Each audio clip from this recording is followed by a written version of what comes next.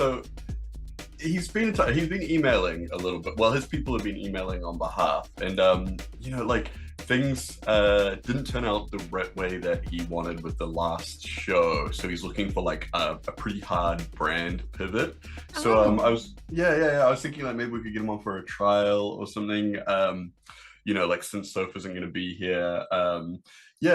He's from a much larger station than what we're used to, bigger than he's a pretty big social media presence. Maybe have I heard of him? His name is what is it? Hold on, I'll check. Where is it? It was written down. I wrote it down or something. Tucker Carlson. I don't know. Carlson. That sounds like Norwegian, Finnish, or something like that. Sounds like very like Tucker. He sounds like a working class kind of guy. He's it does. Like out there doing labor. Tucker. Yeah. Sounds like he has worked like hard physical backbreaking work every day of his life, and definitely doesn't didn't inherit any kind of like large sum of money, and work a real job. The same as us. Yeah. Not one of them soft hands. Yeah. Well, all right. Yeah, it's here, and we've all got soft hands. This is the show where we speak to people and find out how you could be based. But let's start off the show by asking our delightful, wonderful Tim, what's the most base thing you did this week? Right. This is like, mine's another work-related one. It's just from the other day. And I thought it was, I just thought it would be something that everyone would find interesting here. I think I maybe even mentioned it. No, maybe I didn't last week. But anyway, so yesterday, a friend of mine who has just started doing their own testosterone shots in their thighs. I can't remember what kind of shot it is, but it's the one that's good to go on the thighs. And they've been having trouble keeping track of where to put it in. Like every time they have to like measure it out, and like there's a bunch of little things you do to like figure out like, okay, this is a safe spot to inject. So what we did is our other friend Mikey, who's a nurse, came in and kind of like marked out the approximate area where it's like good to go from, and we just like tattooed on like guidelines on their thighs so that they have this like permanent little little boxes that they can safely inject in without having to like do the things every time to figure out exactly where it's supposed to go. And it was cool. Also getting Mikey, who's a really awesome nurse who's like super vocally political and stuff like online. It was cool to kind of do that, have a little collab on that one. And I don't know, it was I thought that was fun. It was kind of based and kind of like helping out a friend. But what about Mule? What did you do? I'm sure you've done something based. Yes, mate, I have. I have been helping this week a number of tenants union members, and one of the most exciting instances of helping tenants union members this week has been these two houses that are on the same street. They have the same landlord.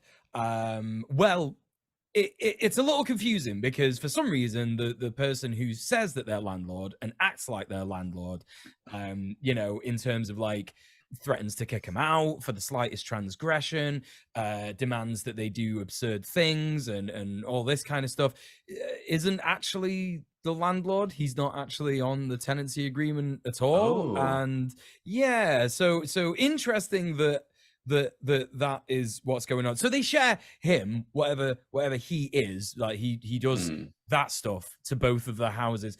But we've been basically helping them both organize to start a dispute with him because there are these things that you need in the UK if you are a landlord, which you shouldn't be. If you're listening to this and you're a landlord, you should just stop. But if you are going to be a landlord, then there's a thing that you need, and it's called a HMO license, and that is a house of multiple occupants. And you need these for any properties that you own where more than where 5 people or more are staying as your tenants. And if you do not have a HMO license, various councils across the UK have various different punishments for this. And in Manchester City Council specifically, this is a quote indefinite fine. So you could be fined whatever they think is tangible for you to afford based on your income, based on your you know, what your sort of I guess housing portfolio says you might be able to afford. Does this mean it's like an indefinite fine, as in there is no upper cap to it, or does it mean like they indefinitely, like every week they fine you, or is it just no, one? there's no upper cap. That's what it means. So it's okay, wow. yeah, you could be fined however much. It's supposed to be based on, as I said, like the housing portfolio. So if you're a landlord that's got like 20 gaffs and they're all HMOs and they're all unlicensed, you know, you could be fined millions of pounds because you're raking in so much dough. You might be charging £500 a tenant, you know, times by 5, £2,500 a gaff times 20. You're making like £20,000 a month. It's absurd. So you know, so that's the kind of thing, and this is just one small thing that this guy has failed on. But the really exciting thing is that, you know, we talk on Red Planet a lot about building power and taking away the reliance of people, you know, on governments and stuff like that. And this is a really exciting opportunity for the union, because not only do we have 2 houses, but both of these 2 houses, every single occupant, every single tenant wants to get involved in the union, wants to get involved in the dispute. And that is a huge opportunity for mobilization in terms of like, well, this is like 10 new members. So that's money for the union, which we can use to fund various different, you know, actions, etc., committee stuff. And also, out of these 10 members, there's a potential for every single one of them to become an activist with the union, and they could start a campaign in their area. They could open a new branch. They could do all sorts of stuff. There's so much potential for this one singular dispute. So it's really, really exciting. So I've been just sort of like supporting some of the MSOs. I'm actually really proud because the person who is leading on this dispute is one of the MSOs that I've trained up. So yeah, it's really, really big for me in terms of like, you know, things that I've been helping the union with as one of the elected member solidarity officers. So yeah, very cool. But that's me. And Kira, what have you done this week that is based? Well, nothing nearly as impressive as the 2 of you. Very self-absorbed stuff, but still, I guess I've been dating. And I've limited my dating, like I said before, to like only like communists and socialists, anarchists. And so I went on a date with the socialists, then I went on a date with the communists. And it was really cool. Like when I went on the date with the communists, he like took me around this part of the city that I've never seen before and showed me a bunch of like an anarchist bookshop and like lefty art and stuff. And that was really cool to see. And it was really nice to get in touch with like another human being, like a flesh and blood person that's not just like an entity on the internet, you know. No offense to the 2 of you, but you know, like no offense to you internet entities. So offended. And no offense to any of our audience entities members. in chat, But yeah, that was really fun. And so yeah, like it's not the most super ultra base thing, but it was really, really nice to experience. And it's made me really want to start exploring like, you know, that part of the city and like maybe get to know more people in that area, because it does seem like a pretty base area, unlike my area, which is apparently where all the cops live. I learned this recently. I'm in the area where all the cops live. And I was like, it's made me feel like really, I felt really alienated and horrible ever since like being in this area. And I always just thought it was just this entire city, but no. I live in the cop neighborhood, which explains a lot. So, yeah, does that count as like semi-base? I think like, that yeah, go on. Yeah, like, you know, we have said that a bunch of times. We've talked to people and assigned it as homework, as a thing about like getting out there and knowing people in your area, you know, like, and kind of like linking up with other people that, you know, kind of share your politics and stuff. So, you know, I think that's based.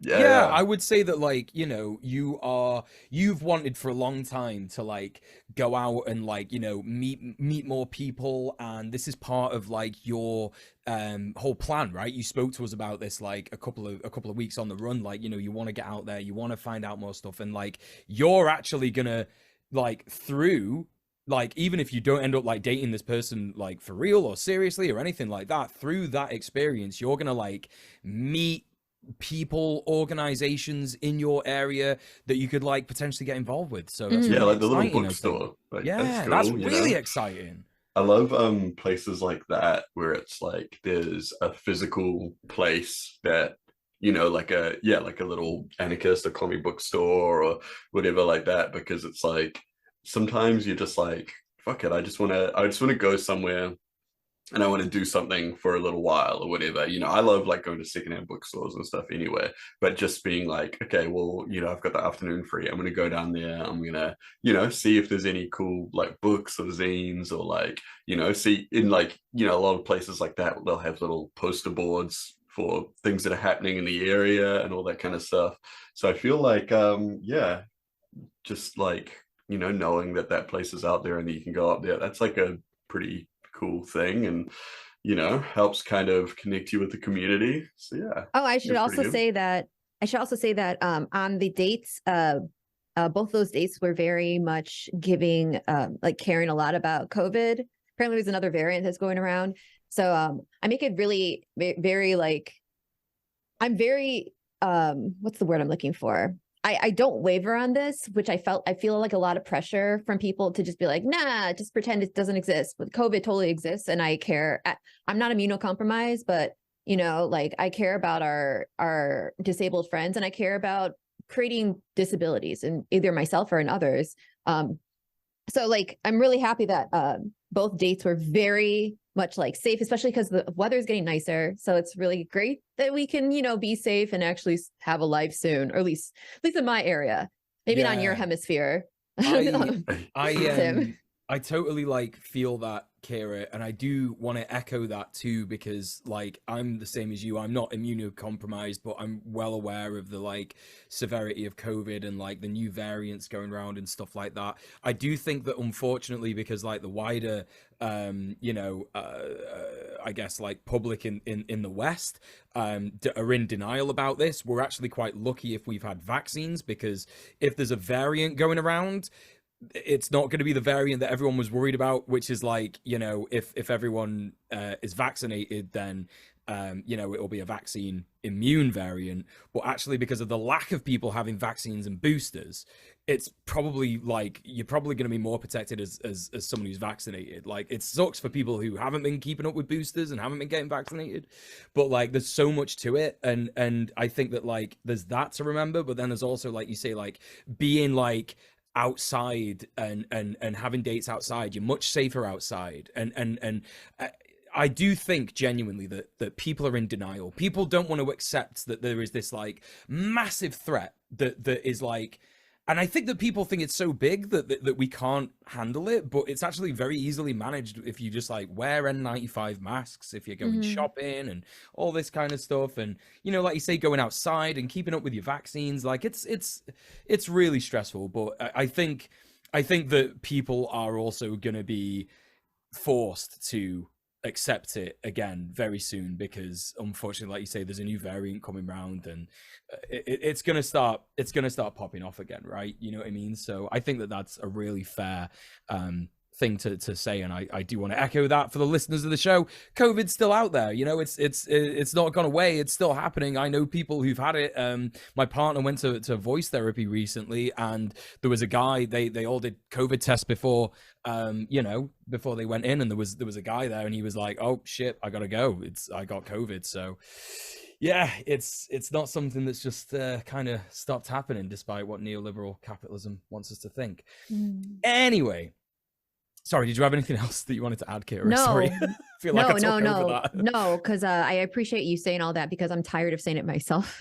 Sometimes I feel like I'm the only person that's like, hello, like what's going on here? Like, especially from people that are in like our circles, it's one thing if it's like liberal Joe or you know, Sally, you know, Sally at First Amendment First Amendment Sally. But like, if it's like comrades, and I'm like, come on. And I know that like I'm so far from even expecting people to be like 100% compliant with all these things, but at least a little. Like I don't want to say that. I don't want to ask for crumbs, but it is really sad that the crumbs aren't even there. You know, it's like if you're listening or you're watching right now, or if you're just please just get vaccinated if you can, and wear a mask. It's such an affordable, accessible way to improve the material conditions of our comrades. It's just like, and it's also a visible representation of you giving a shit about people. And it really breaks my heart when I see comrades just like, don't do that. It's hard for me to like think of, I don't know. This is a whole rant I'm going to get into. I don't want to get into it, but you know, just come on. All right. Enough of it. Thank you. Sure. And also, source, I'm an epidemiologist. Okay, so don't even try. Yeah, exactly. Don't test it. I always forget about that. I always forget that you're actually an epidemiologist. You know. Yeah, I went to school. I published papers. All right, so you can't, you know. We have news to get into, but before we do get into the news, we want to know what base things that you've been doing. You can message us on Twitter, Instagram, TikTok, or send an email to based@redplanetshow.com. Include your name, your pronouns, and if you're cool with that, we may shout it out in a later episode. So please get in touch with us. But as for the news that we're going to speak about, Tim, tell us about some draconian prison sentences. Some draconian. I always thought that word was like so wild, you know, because it sounds like dragon. It sounds like okay.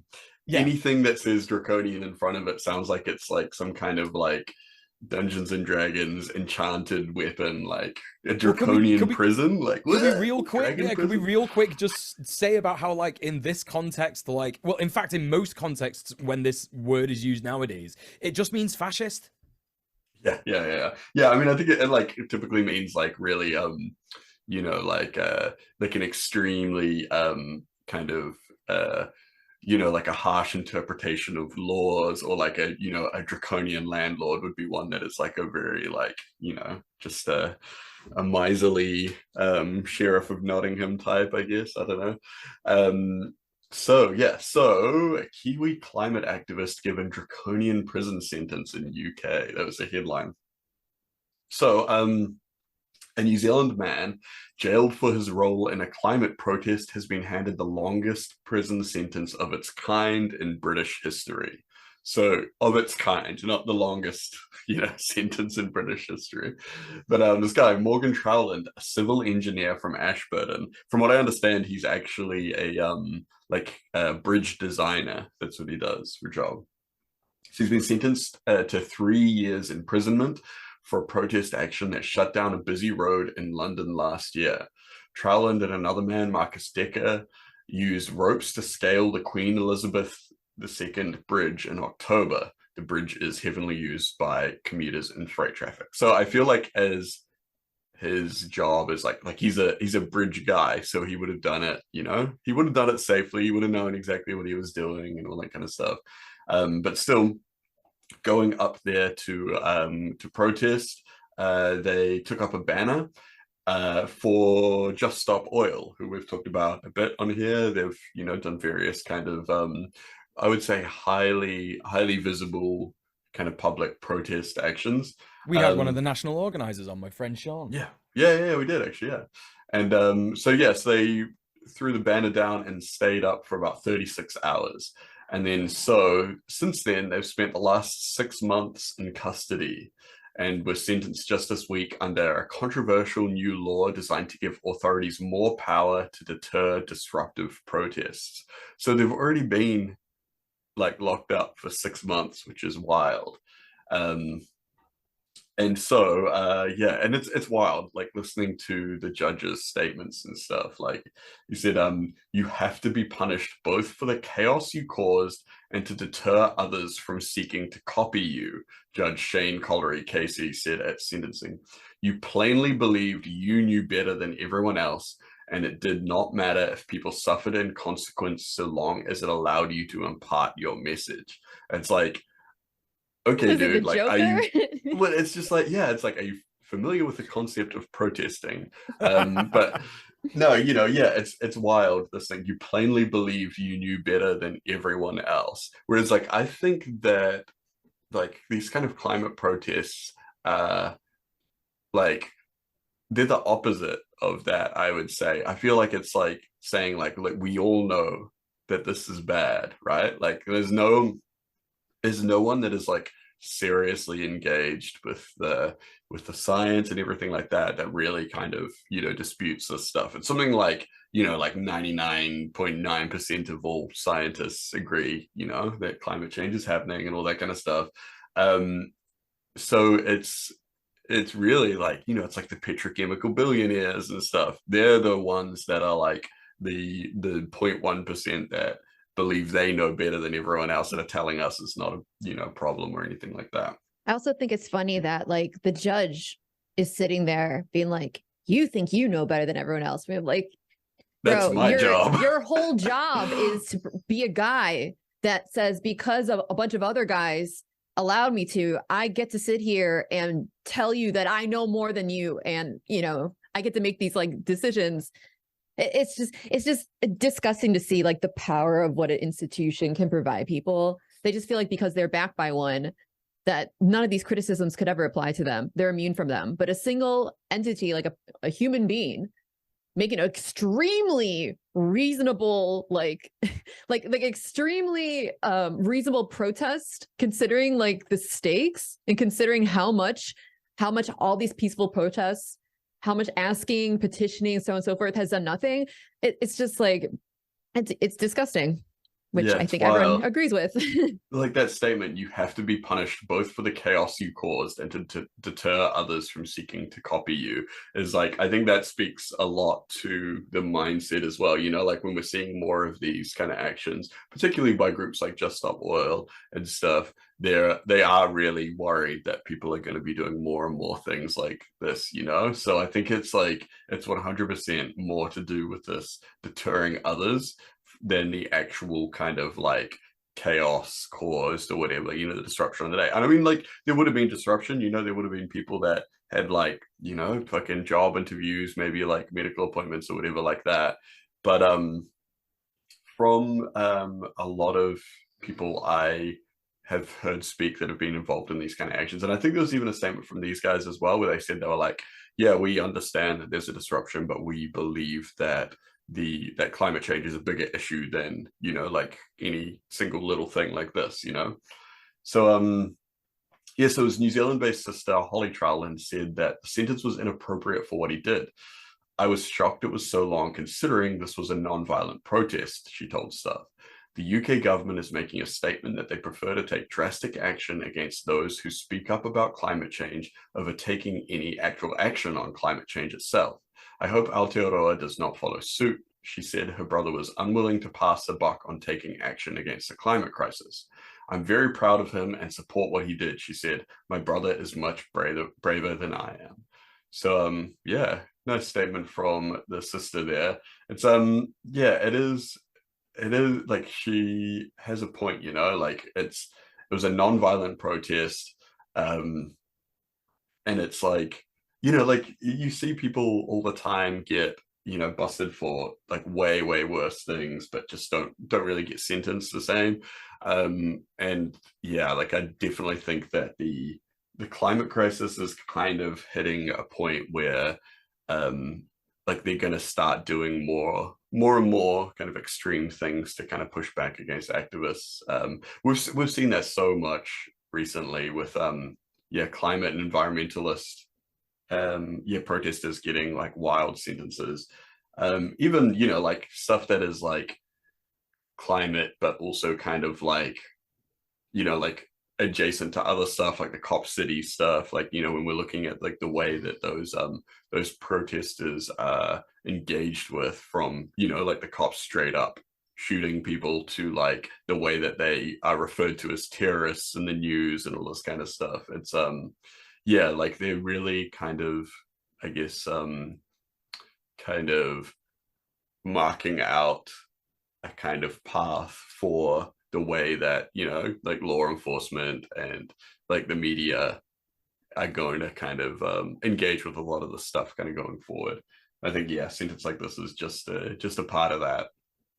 But Kira, why don't you jump over to the news and give us a little bit of info? We've got a story here about a Sega of America workers unionizing.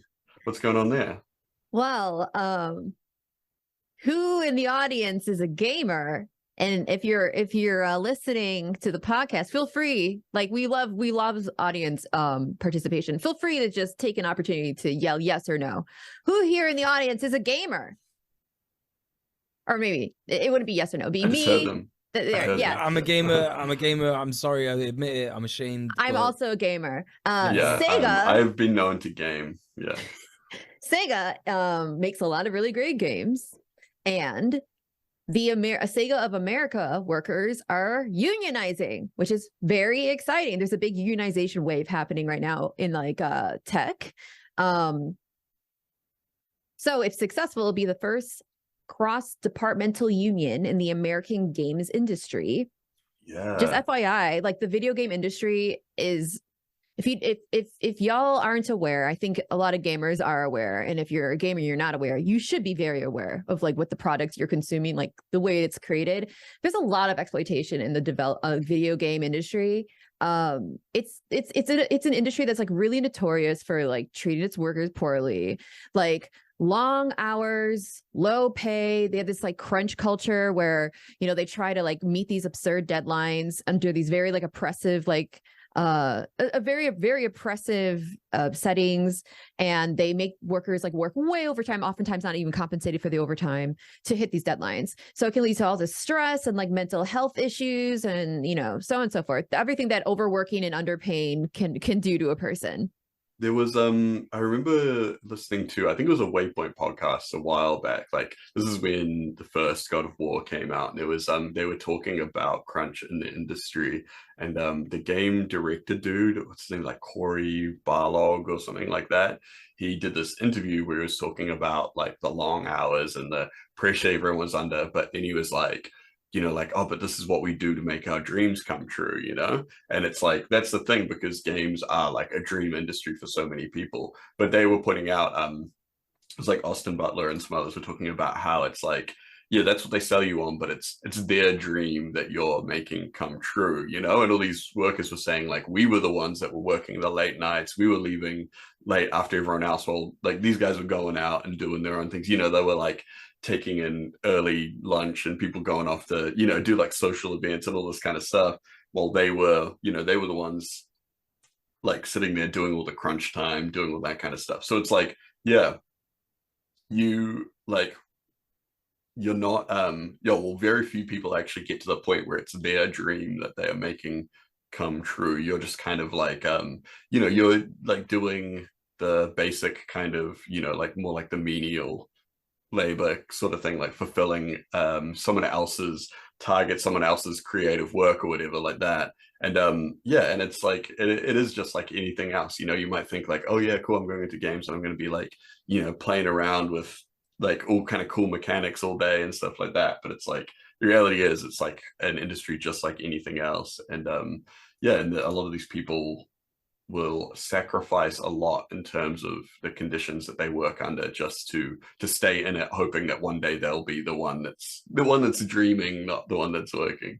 But me and Conrad were actually talking about this before the show as well. It's impressive that it is the first cross-departmental union in the American games industry, which I know you already read out, but we've talked about other like industries and the kind of other unions in the games industries before on here. A lot of them are like with you know, like the QA teams and things like that. It's, yeah, this is like the first one I think that I've ever seen that is like full on like across, you know, across all the different departments. So because a lot of the time like management will try and play different departments off each other, you know, and like it is a lot of the time departments like QA, like quality assurance, they're the ones that get like you know, like they're usually first on the chopping block. They usually, because they're the ones that like, you know, test the games to make sure that they're okay or whatever, you know, like play them through, play test, all that kind of stuff. And so they're considered pretty expendable. But it's really awesome to see all the departments, like, you know, programmers, designers, artists, everything like that coming together with the QA, with all that kind of stuff. And then, yeah, you know, kind of uniting like Voltron. Sorry, you can carry on now. No. That was great. And just as an aside, I can relate in a sense to being a full-time streamer and having my very, very legitimate grievances with the labor that is mandated in order to survive in this industry be dismissed because it's a dream job and I'm so lucky and blah, blah, blah.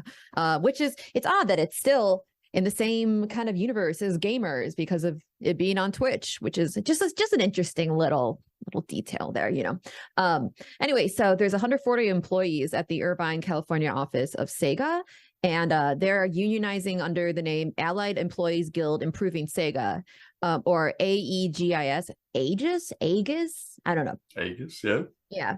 So the acronym AEGIS. And that's like a very good, that's like such a sick, like, you know, acronym or whatever. Because isn't Aegis is like it's an old word for like, it's a shield or a breastplate emblematic of majesty. Yeah. So there's like, I think like it's one from like Greek myth or something like that. It was like the Aegis of like Zeus or something like that. And it was like, you know, like it was an object that was like representative of their power or whatever, like that, which is like so rad to be like, yeah, you know, like we're a union and we're like a shield or like, you know, whatever, we are like this, whatever it is, this defensive armor object, and we you know, we're all united together. It's also like pretty anime as well, right? Like, yeah, like I don't know. Anyway, I love how the sword guy knows this, but I, the Greek, don't know that. The shield of Athena, Naralon is saying in the chat. Oh, thank you, Nair. In a statement, the employees noted that nearly a third of Sega's longtime workers are still not working full-time and lack paid time off, proper training, and bereavement leave. Just FYI, the lack of benefits, plus the fact that a lot of the workers are not allowed to be full-time workers and to be able to reap the benefits of that type of like title. I think a lot of us can relate to it. Working jobs. Like I remember when I worked at Starbucks, I was repeatedly prohibited from taking on more hours so I could be eligible for benefits.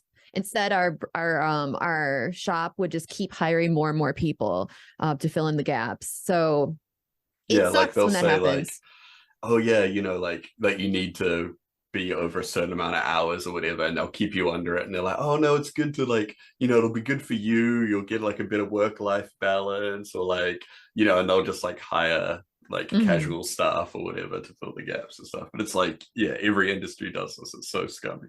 Yeah.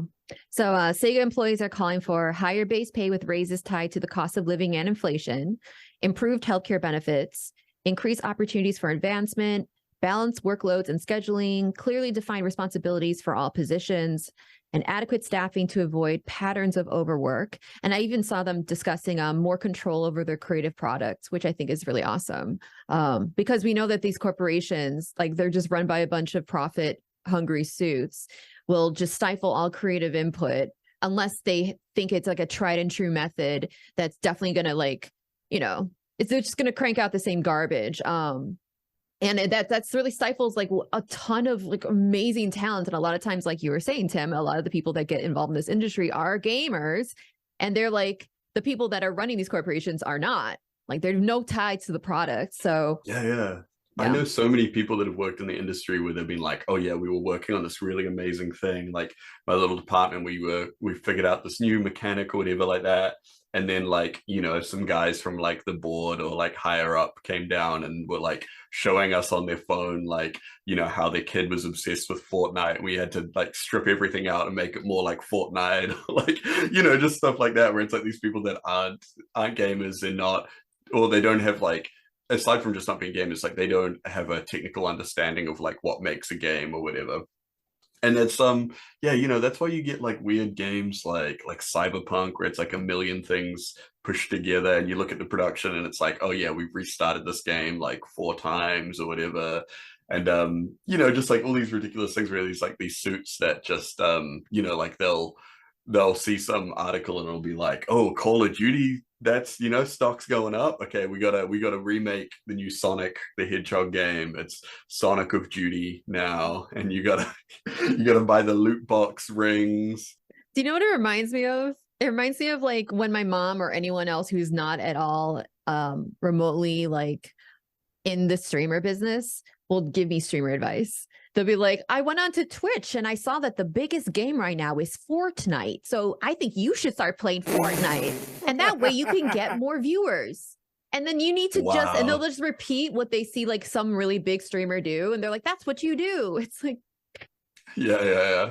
oh, I don't even have enough time to go into that rant fully. Just trust me, it's not the way to go. You gotta cut your hair short. You gotta dye it like maybe like bright blue, little spiky blue hair. Gotta be a little bit of a misogynist. Yeah, you gotta get real misogynist, and you gotta don't moderate your chat. Don't do that. Yeah, don't moderate your chat.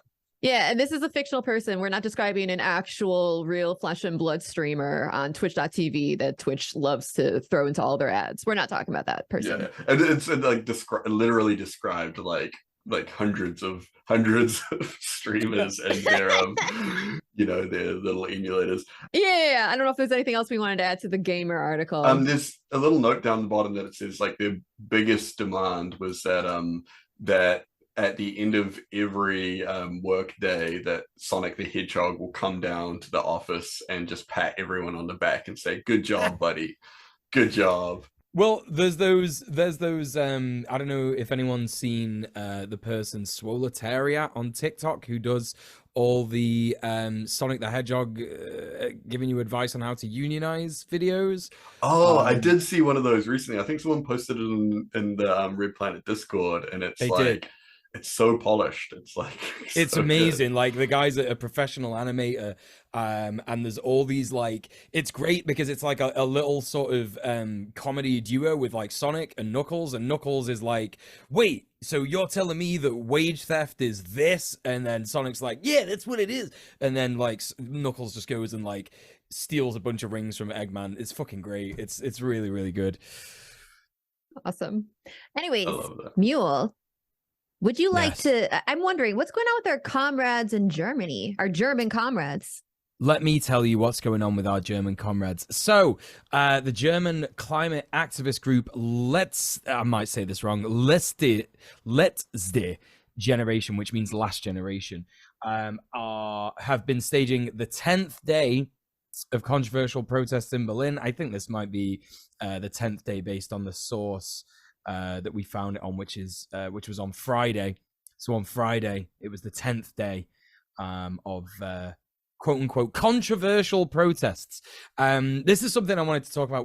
Well, this relates to the news piece that Tim was talking about in terms of, how people are starting to feel about climate protests. And I think that like there's like a big push in neoliberal media, which is just the mainstream media, to be honest, trying to encourage elements of stochastic acts of the state. So, like in the Matrix, when random people just become Agent Smith, they're trying to make that happen. Basically, I've seen instances of this like happen in.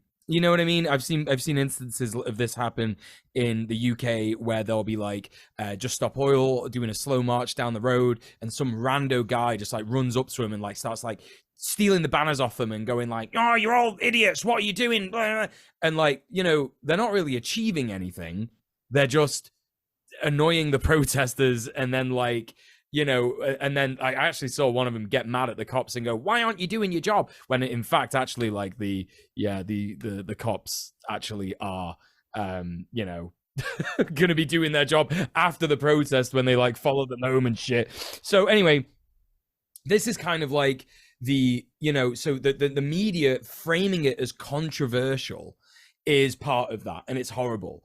in terms of like, you know, how they're wording this in this source that we found. But the thing that we want to talk about really is the fact that, yeah, they've been gluing themselves to roads. They've been bringing traffic to a standstill, trying to get people to be aware of the climate crisis. Hundreds of members of the campaign group Last Generation, Letzte Generation, have blocked roads during rush hour in the German capital this week in Berlin. It's caused long traffic jams for commuters making their way into the city.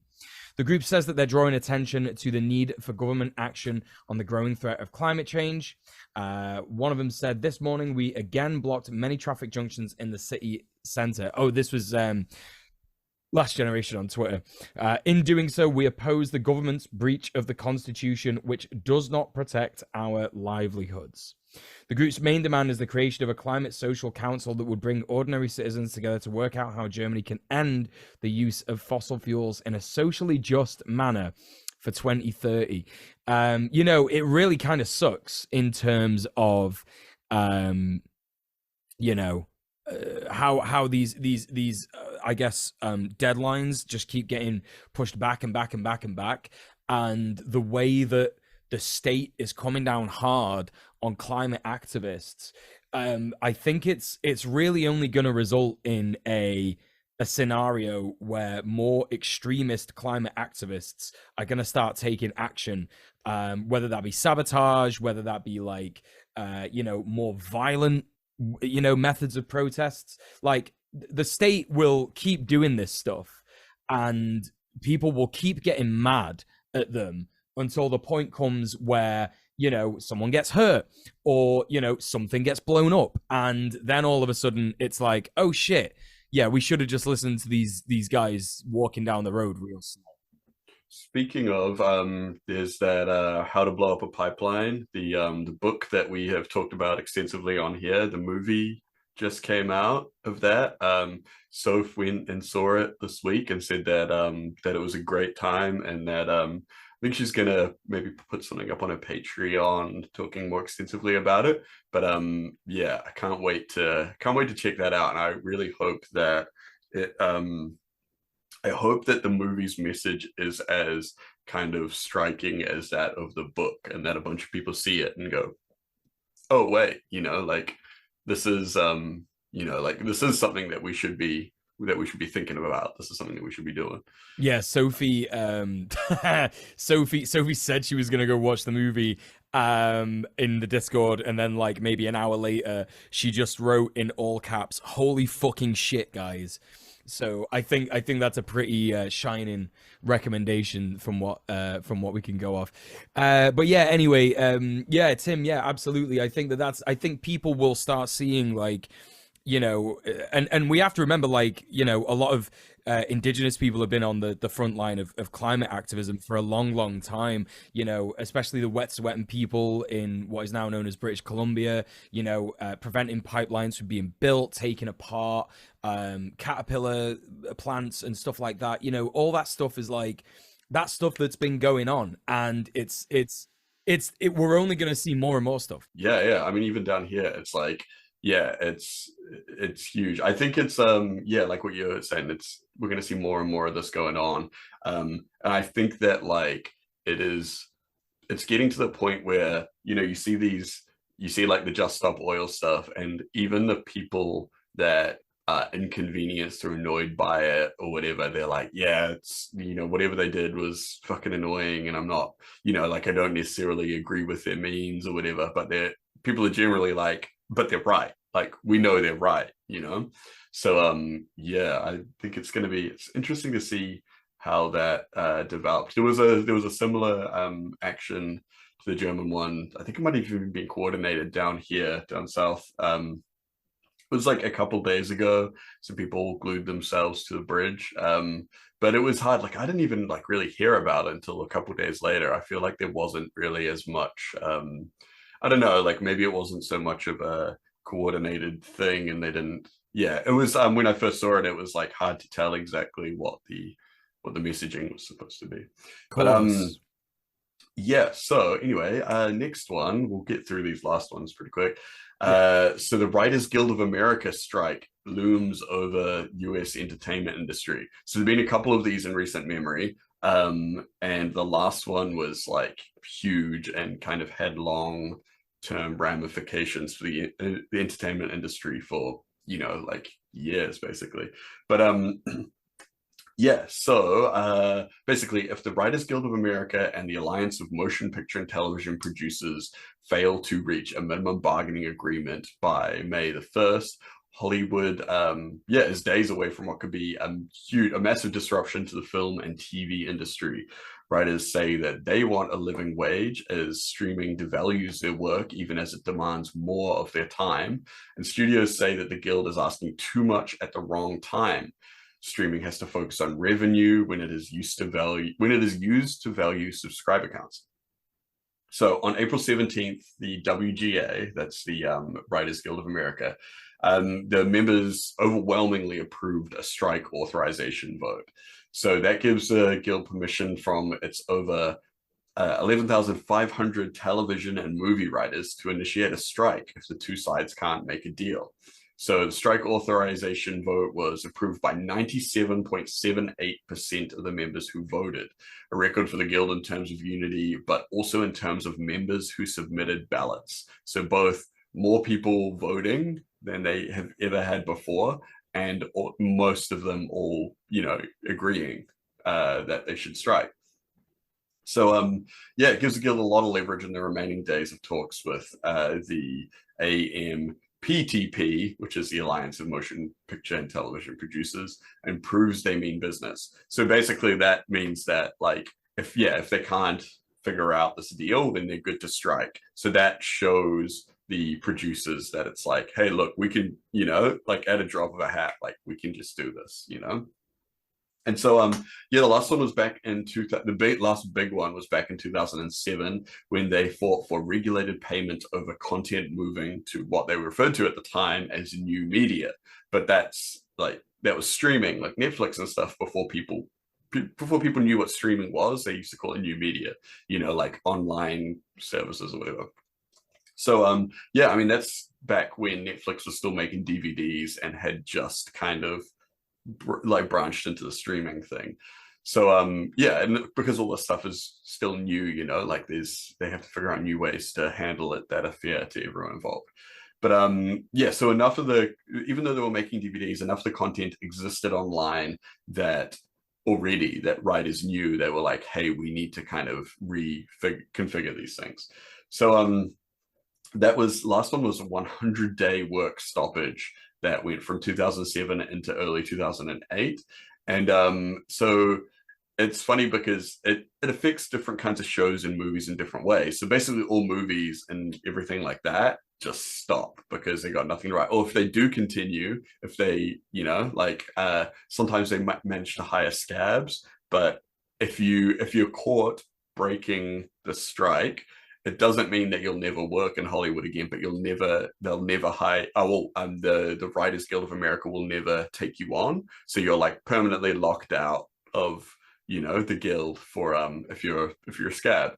But a lot of movies kind of ended up shooting anyway and were really terrible. So like they would do things like I think it was Quantum of Solace, the bad James Bond movie. Oh, yeah. They already had a preliminary script, but they went out and shot it anyway. But because no writers were allowed to work on it, the only people that had authorization because of existing contract stuff was the director and Daniel Craig were the only people that were allowed to make modifications to the script or dialogue or anything, which is why it's like a really shitty jumbled mess, because it's like they don't have actual writers on there because, you know, they're like, oh shit, this scene doesn't really work. Normally you'd have someone on hand to like rewrite it and be like, okay, cool, it makes sense if we do it this way, or if we do it this way, it adds to the cohesion of these elements or whatever. But because they didn't have, you know, writers on hand, they just made this like, you know, shitty movie or whatever. And that's what happens, right? Otherwise, the studios usually pivot to just making reality TV shows. And that's when, you know, you see these big booms of like reality TV shows because it's unscripted. It's always funny to me though that it is the like those kind of like evening talk shows and like, you know, midday talk shows. Those ones they have to stop as well because they're ridiculously scripted. They just pretend that they're not. so yeah, you know, back then it was like all like, yeah, 30 Rock, Big Bang Theories, Heroes, and a bunch of other shows. Yeah, 24, Entourage. They all had their seasons cut short because they were like, well, we can't make anything if you can't, you know, we don't have anything written. So at the moment, writers basically exist on their work being re-aired on, you know, like TV stations, or like, you know, like if they get, you know, like if they get DVD releases and stuff like that, but it's like they're trying to get more of a cut from streaming and stuff.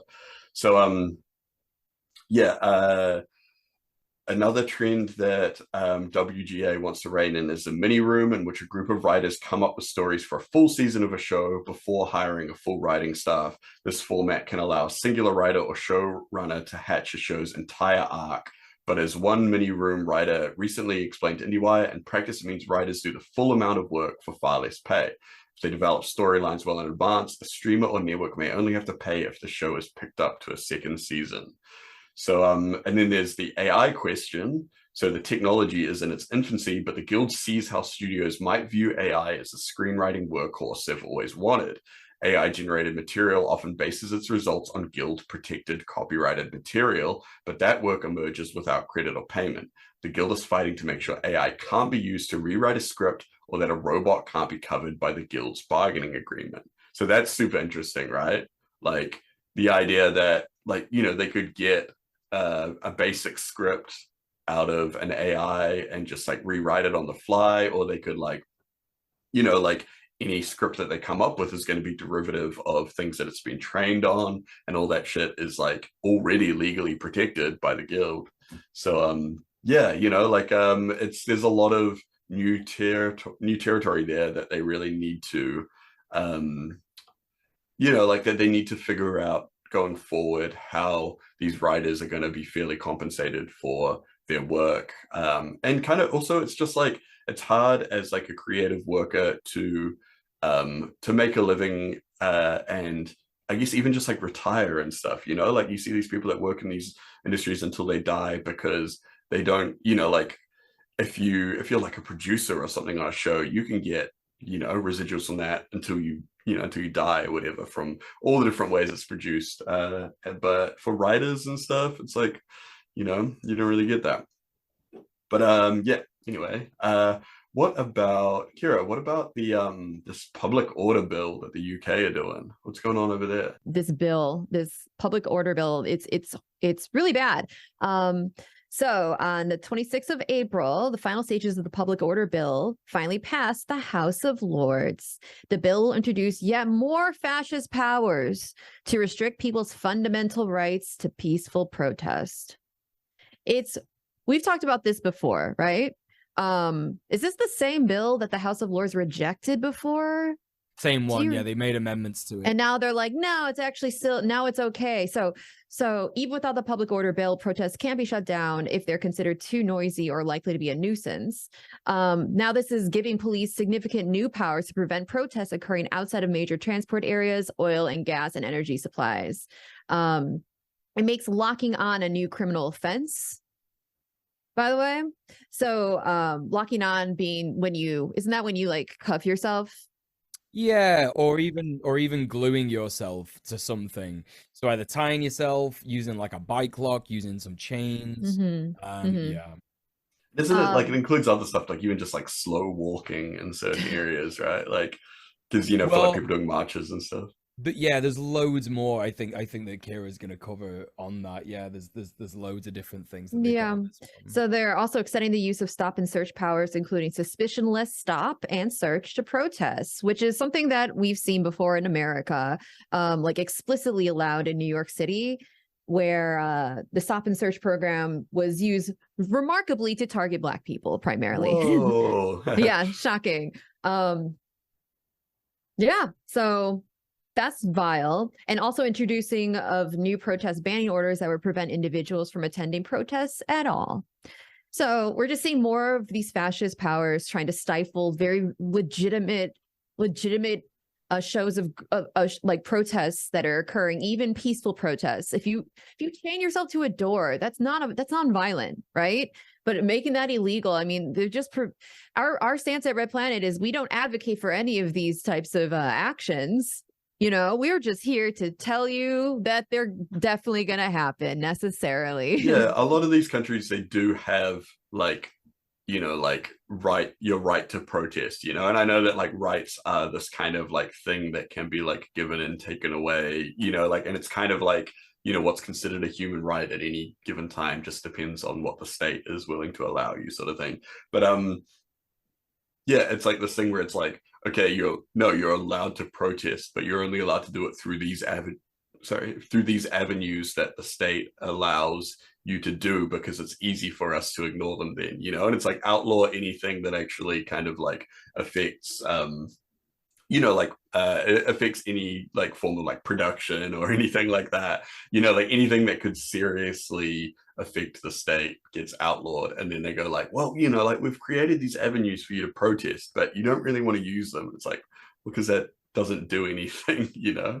Yeah, as a good rule of thumb from that I've seen is that if there's someone or an entity in authority like the state, and when you are expressing your very legitimate grievances, they go, no, you have to go through our approved channels, and that's the only way you're allowed to express those grievances. It's because they control those channels. Yeah, exactly. You're not going to get anything out of that. Yeah, it's specifically because they control those channels is why they want you to go through them, because it's never going to lead to any sort of actual fundamental change where they're going to be like, you know, removed from power. So it helps to maintain their continued power over you. And so just, you know, just a fun little tidbit, not telling you to do anything, not telling you to go outside of approved channels, of course, we would never, but just so you know, that's what's happening. That's how the hot dog is made. The sausage is made.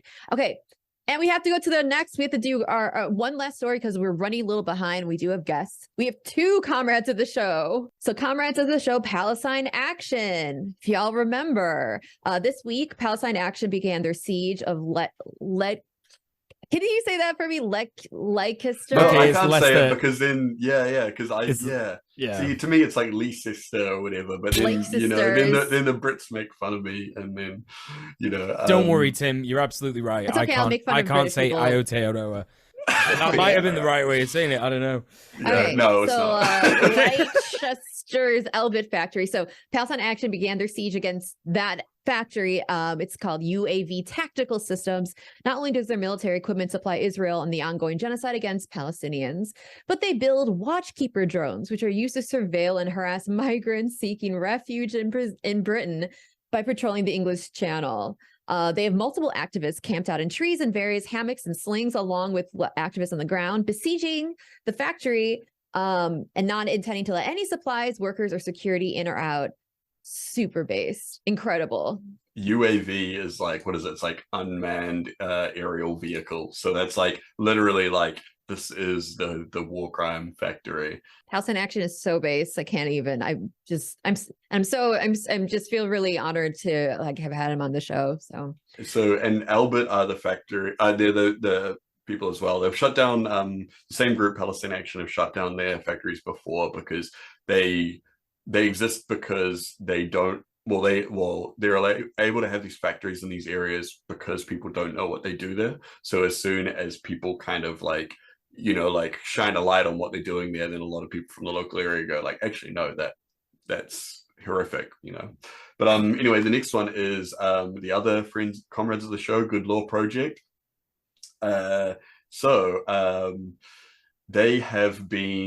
been working on getting, so it's like they're calling healthcare justice for trans and non-binary people through the NHS. So NHS England has reportedly committed to offering greater protection to young trans people seeking life-saving, gender-affirming healthcare after a legal challenge by the not-for-profit group, the Good Law Project. So, you know, obviously we've had them on here a couple of times before, and we've done charity streams working with them in the past. And so the judge's ruling means that the NHS must consider the needs of those on the GIDS waiting list and will have to develop policies which don't discriminate against them.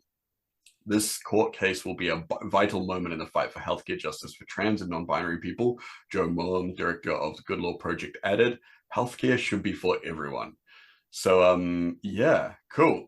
They also announced this week a win for Nina Cresswell, whose abuser tried to silence her in court. She successfully defended a libel case brought against her in the High Court by a man who sexually assaulted her. So Good Law Project were able to get in there and actually to help her out with that. So that's the Good Law Project's thing, right? Using their legal knowledge and resources to to help out people that otherwise wouldn't be able to tackle the like the kind of, I guess, the immense legal system, whether it's on an individual basis, like what happened with this Nina Creswell, or in a more like I guess like a wider ranging thing, like for the trans healthcare.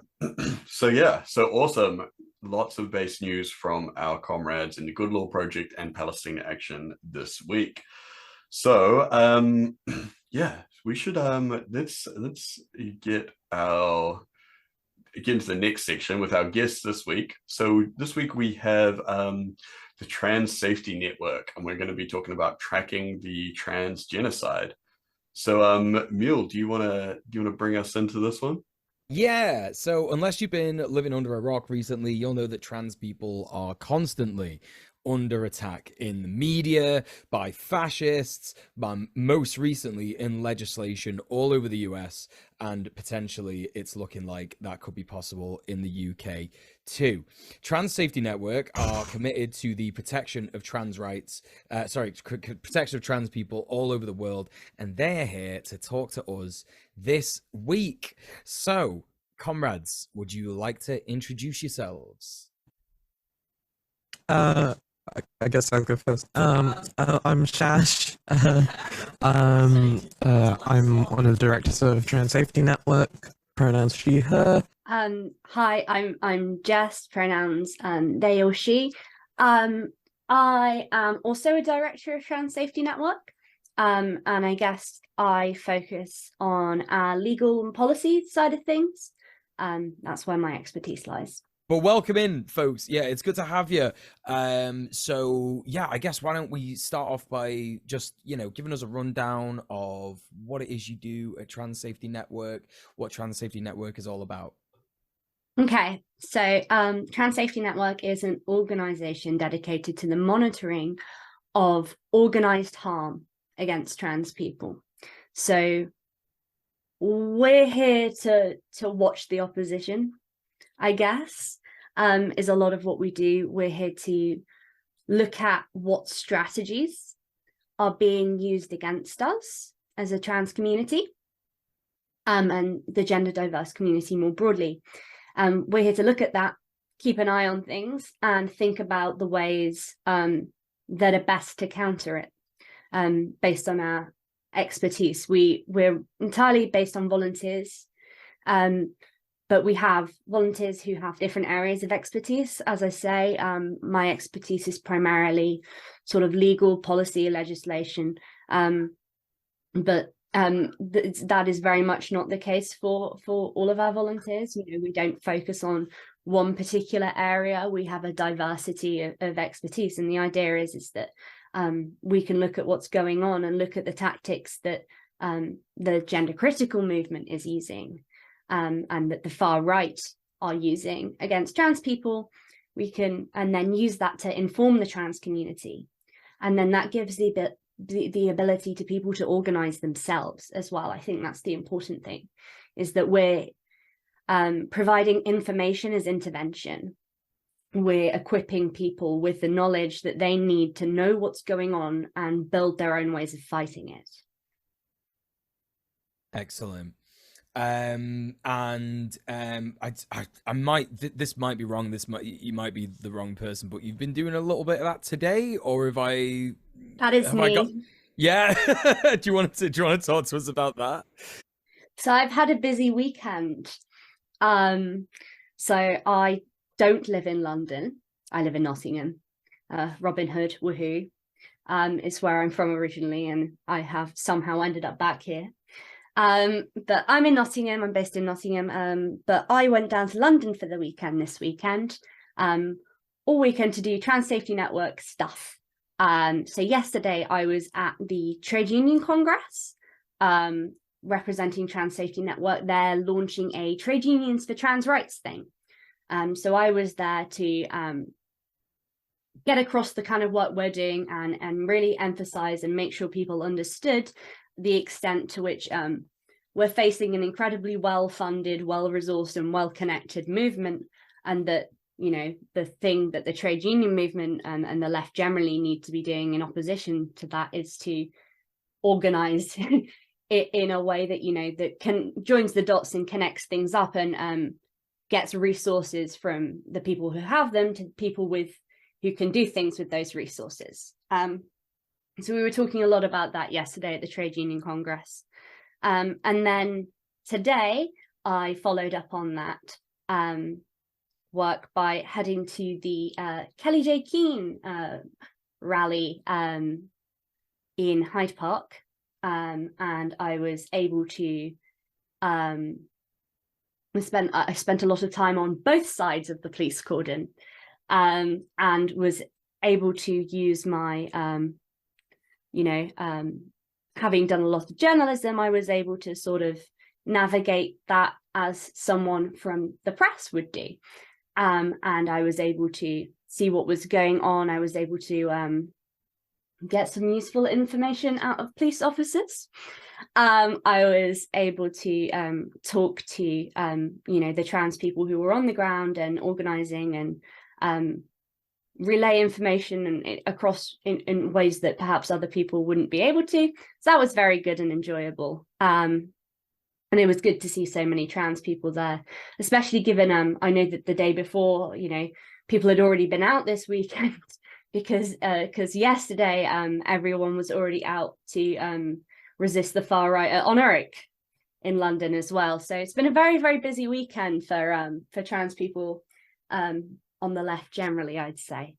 And yeah, that's the kind of work we do. I'll have an article out probably tomorrow on the stuff I saw at the Kelly J. Keane rally and getting that information out there. And that's kind of the point of what we do is, we go, well, either we go in person or we, use open source information, and we try and map things together and make it presentable for people. And I know some of my colleagues do that for incredibly horrible information. We're talking about, full-fledged far-right organizing. So some of my colleagues are experts in keeping an eye on that kind of stuff. And I guess one of the most useful things about us doing this information isn't necessarily just, that we have the expertise to be able to mentally join things up and make connections other people might not be able to, but it's also, I guess, the harm reduction of us doing it, following best practices when doing it, rather than every single trans person or small local trans org trying to do all this work by themselves and ending up harming themselves in the process. Yeah, I was thinking about that when you were talking about just the immense onslaught of transphobic legislation and just transphobia just in general, the psychic harm of having to deal with all that. I mean, it's immense. Do you ever feel like, sorry, I don't mean to butt in right now, but is it ever hard to either of you can answer, how do you deal with the psychic harm of that? Or do you just kind of, I've spoken a lot, Shash, you should probably go. We try not to get desensitized to it, is the main thing, because sometimes you see a lot of horrible stuff, and the aim is to make sure you don't overexpose yourself. And it can, especially I think, for a lot of us, we try and have avenues where we engage with trans people, queer people in a more positive light, especially. So for me, it's my work with Trans Aid Cymru. For some of our other members, it's like sport and things like that, like and it's because like otherwise you're just seeing the worst of it, and it's like it's heart-wrenching, it's heartbreaking, especially when the constant barrage of news.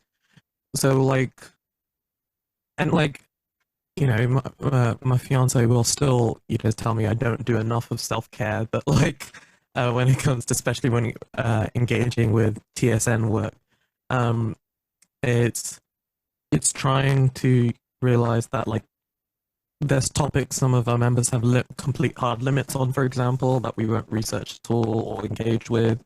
So we try and rotate if we can between members, just to prevent that kind of burnout too. And the most important thing is just like trying to keep communicating about this. So like, if we are researching something, and it's to make sure that like, is this useful? First off, are you just exposing yourself to something that maybe is just worth a block and a move on? Especially if you're quite online, especially on like Twitter or things like that, Twitter, Reddit, whatever it may be.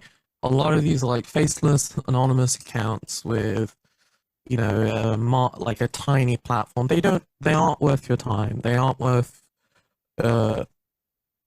space in your brain, really. Like, you can be doing better things and engaging more positively with marginalized groups and trans people specifically. Like, you could be taking part in mutual aid or something, or donating or contributing, doing something else that's engaging other than you. Because like the things that we want to hear about, especially, is there people in positions of power, for example, or sometimes linking faceless accounts to faces that are supposedly notable, for example, and things like that. You know, and that's the main thing. So a lot of the time, like every now and then, we'll get like a strange DM from like this little small internet fight or something, and we just kind of have to ignore it because like there's nothing we can do realistically to solve this situation. We're not that kind of mediating presence, and I think that's kind of a misconception in like when it comes to hate research. It's also like it's not for us to like, oh yeah, we're going to stop these people being bigots in some way or ameliorate the situation. We can only report on it and shine light on it at the end of the day. Yeah, I think that's like a massive thing to remember as well. Like, because in terms of like when you say like there's all these faceless accounts and they're completely unaccountable. Like even the people who are in power, like they don't consent to being held accountable in any way, regardless. So it's like where do you spend your energy? And I think a lot of the like you say, you gotta really focus on like what's the roots of this, like where is it coming from? And this is something that I'm not sure. I'm fairly certain this is something that Red Planet might have touched on in the past, but like we know that like the majority of anti-trans and more broadly anti-LGBTQIA plus hate is funded from evangelical conservative think tanks, billionaires, based in the US, sometimes based in the UK. And it's about like I guess a lot of your work is focused on like how do we stop that, like how do we counter that, like because that's where it's all coming from, right? Like the majority of people, 90% of people in society will have never even known that they've been around a trans person before. They won't even have noticed that a trans person has been in their life or whatever. So like what is in terms of knowing where this hate comes from, knowing where it is, I guess like where does your research go around that kind of stuff? I guess that's kind of the point of when we describe what we do is we talk about organized anti-trans harm, right? So there are lots of people who are transphobic or who will harm trans people. There are countless like little incidents that can happen. I mean, even to us interpersonally, I might get sent the occasional picture of rope just to let me know that there are still people out there who really hate me. And you know, that's not Trans Safety Network's job to look at. It's fine for me in terms of like me personally to go, oh well, that's unpleasant. But I guess what Trans Safety Network want to look at is what's driving that. Who are the forces that are organizing this, right? What are the big structures that are moving, that have increased the anti-trans backlash, you know, particularly in the UK, to the point that it's currently at. And you know, we can make links between different people. We can map and see that NHS like training for trainee psychiatrists is pointing to organizations which involve people who have openly supported conversion therapy, which points to people who have like direct demonstrable relationships with evangelical Christian organizations in the US. You know, it's about, you know, rather than looking at individual incidents of transphobia, or, you know, someone's been in the newspaper this week saying this transphobic thing. It's about dedicating our efforts towards, okay, well, why is this happening? We need to look at what the structures of power are that are making these things happen. I think, you know, I'd say we probably take quite some materialist analysis as an organization, right? You know, yeah, absolutely. We're all very committed to viewing this as a structural problem. You know, I'm not necessarily interested in whether, you know, Kelly J. Keane, Posey Parker, whatever, actually believes the stuff she says. I'm interested in whether she is part of a sphere of influence that is creating a situation that is harming trans people. Like, I don't care about intention. I don't care about, you know, personal beliefs or how this happened. I care about looking, okay, here's the harm, here's what's causing it, what do we do about it? And I think, you know, fundamentally, that's what Trans Safety Network exists to do, is to make those connections. Yeah, I really like what you're saying about taking a materialist view of it, because I know a bunch of people that kind of engage in similar work down here, where there's various groups and everyone's doing great stuff, and I like, you know, obviously they're all appreciated in that space, but then there's like, you know, there's like the groups that take the more materialist view, looking at the bigger picture. And then there's like, I find that a lot of the time the people that aren't looking at it in that way will focus on the individual instances a little bit more, and it's kind of like we've talked about it before on the stream, like you know, it's like a whack-a-mole machine where it's like you just pop in these little things as they come up, instead of actually, you know, like looking at the, you know, it's like, well, you've got this greater mechanism at work or whatever like that, and you're just focusing on these like little things here and there and trying to you know, and you can look at like what is upstream of these instances, you know, like what is what's causing the little moles to whack up or to pop up or whatever. And yeah, and it's really interesting to hear it put in that way, because yeah, I didn't necessarily have thought of it so much as like a materialist angle, but that it, you know, absolutely makes sense and is like, I guess, like in line with a broader leftist project, right? Exactly. Yeah, no, it's yeah, it's really good. I think Posey Parker is like a really good example, Kelly J. Keane, whatever, right? Is that, you know, like individually as a woman, she's certainly done a lot of harm. But I'm more interested, and I think Trans Safety Network are more interested in the fact that she's funded by CPAC. Right, like that's the more interesting thing to us, because okay, imagine, you know, we were to make Posey Parker instantly not transphobic, right? We were to convince her, we were to win her over. It would do absolutely nothing for trans people, and I think people don't quite understand that. There would just be a new Posey Parker. She would just be replaced. Yeah. Someone would step in to fill that void.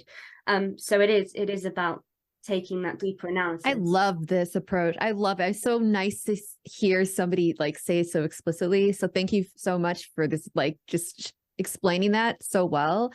This is something I try to get across to people, but I don't think I'm nearly as eloquent as you are. And I'm just gonna, absorb all that and maybe store somewhere, maybe try to regurgitate it another day, because I just love the way you put all of that. That was beautiful.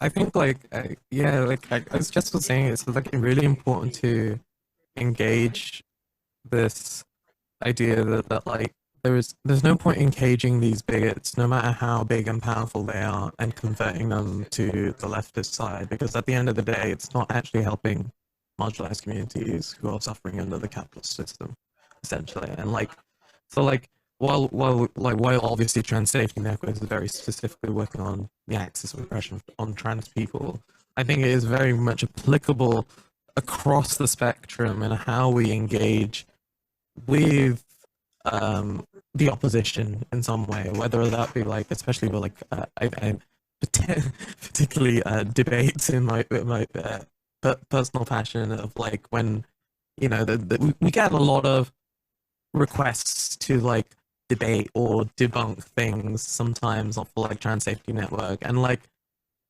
there's some things we do obviously when it's a bit more like nebulous to understand for the greater public, but like a lot of the time, like it's not worth the time and effort.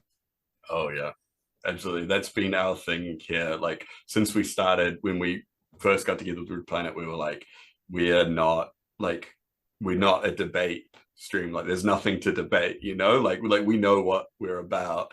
And and we've constantly been hounded by people asking us to debate them and all this kind of stuff. And it's just kind of like this is wasted time and energy. Like 99% of the time, I think it's just like you're just, it's like blood sports for people on the right, and it's usually like it doesn't even matter who comes out on top or whatever like that. It just like further entrenches reactionaries, and it's just it's I think it's like it is really important to kind of pick to be very like discriminating when you are like choosing who you're going to engage with in that kind of sphere.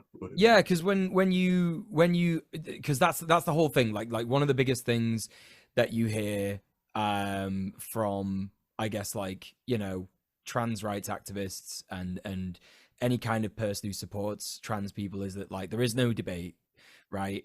And the problem with as soon as you say to a anti-trans bigot, okay, let's debate, you're validating their anti-trans rhetoric. You're basically saying like, okay, yeah, it's worth actually engaging with you on this, therefore you are actually lending some kind of relevancy to it, whatever you want to call it. You're lending legitimacy to this argument that like maybe trans people shouldn't exist, and it's like, no, that's just not on.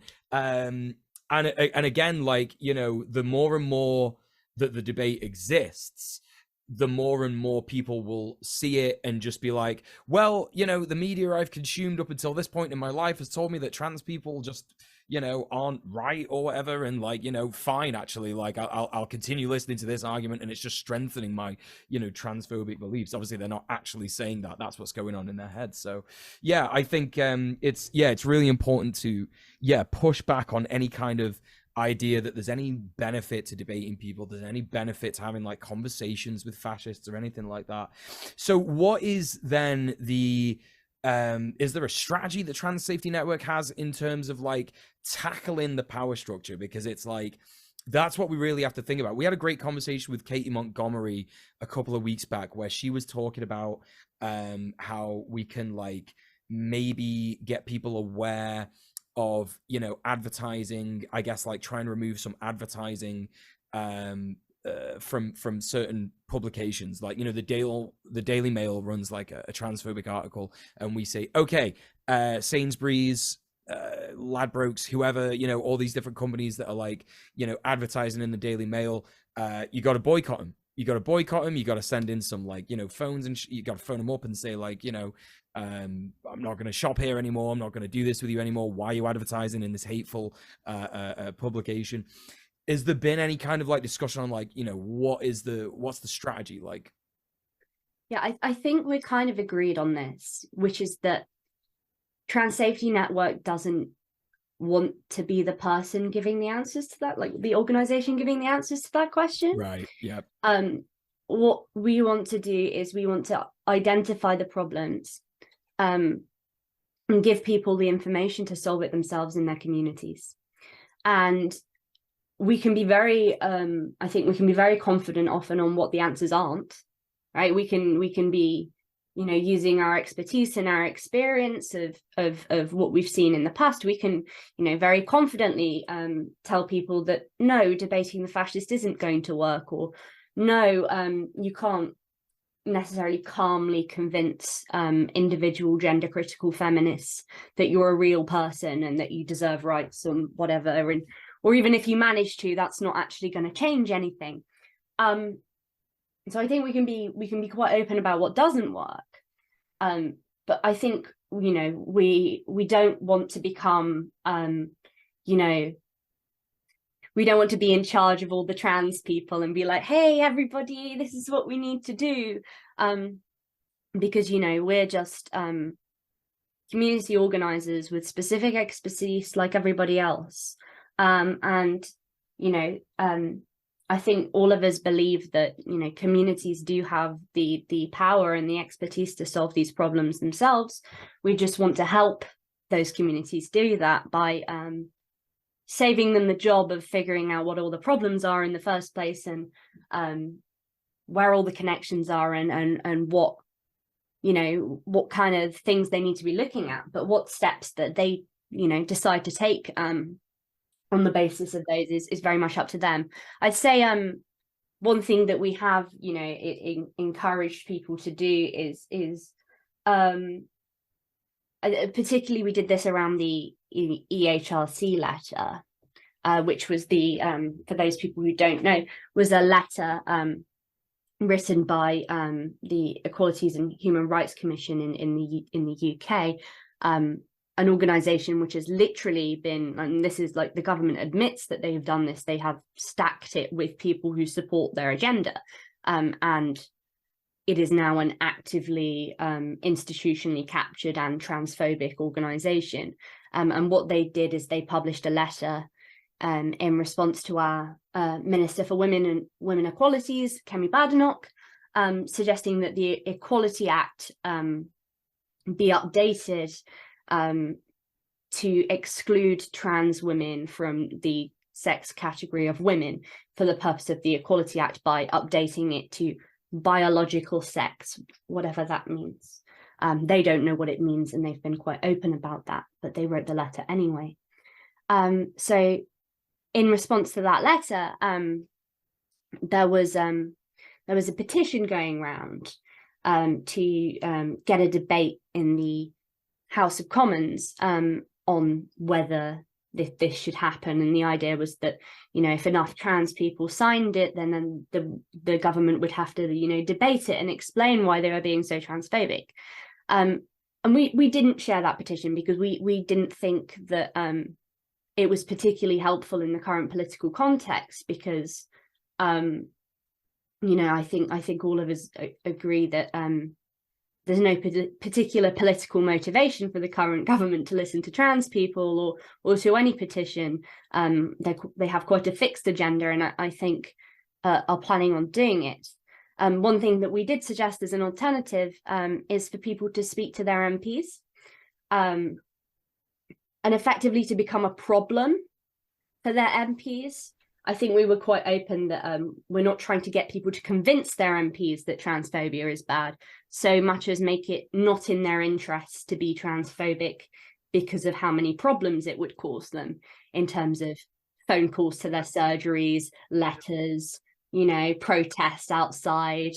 And another thing we did is I think we emphasized the importance of being prepared for if that didn't work. So, you know, talking to trans people about preparing for, you know, like a state that is actively hostile towards you, you know, and the fact that the answer does not necessarily lie in passing new pieces of legislation or convincing MPs or this law or that. And, you know, I say this as a legal researcher. I think we were encouraging people to start building community alternatives to the things that they would expect to see from the state, you know, to not to reinvent the wheel, but to look to the current mutual aid organizations which exist within their communities. You know, if there isn't one, talk to some activists and get one going. But if there is one, talk to those mutual aid organizers and ask, do they know about this? And if they do, what are they doing specifically to ensure that, you know, if this passes and trans people start getting arrested for using the wrong toilets, you know, are there going to be people to pick them up from the station? Is there going to be, you know, if healthcare becomes effectively illegal to access in this country, is there going to be DIY networks that exist in communities to allow trans people to take control over themselves and their own bodies? So we can make suggestions about the kind of, I guess, spheres that people should be thinking to organize in, but I don't think we want to lead people by the hand. I think we know that community is the best place to know what their own needs are and to look after themselves. Definitely. I really appreciate the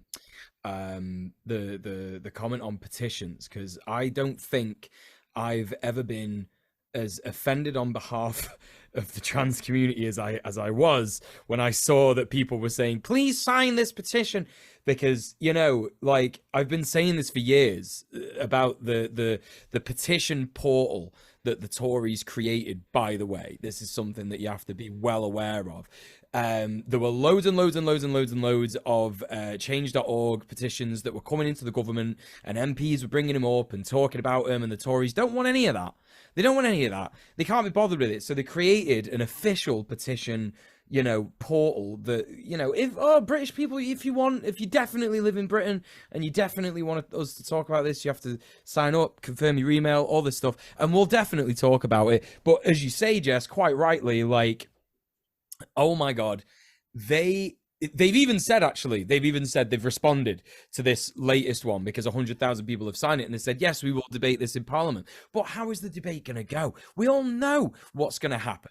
They're going to start talking about it in these horrible terms that have been, you know, solidified by these gender critical activists, and it's just going to be a shit show. Nothing good is going to come of it. And I think you're absolutely right. I think, like, you know, like you say, you know, DIY HRT, which is something we've spoken about, you know, a few times on Red Planet, mutual aid, you know, potential like legal aid for trans people, and also, you know, the support that's just going to have to be present in general for like a hostile state. And this is something that we're like seeing in the US already, right?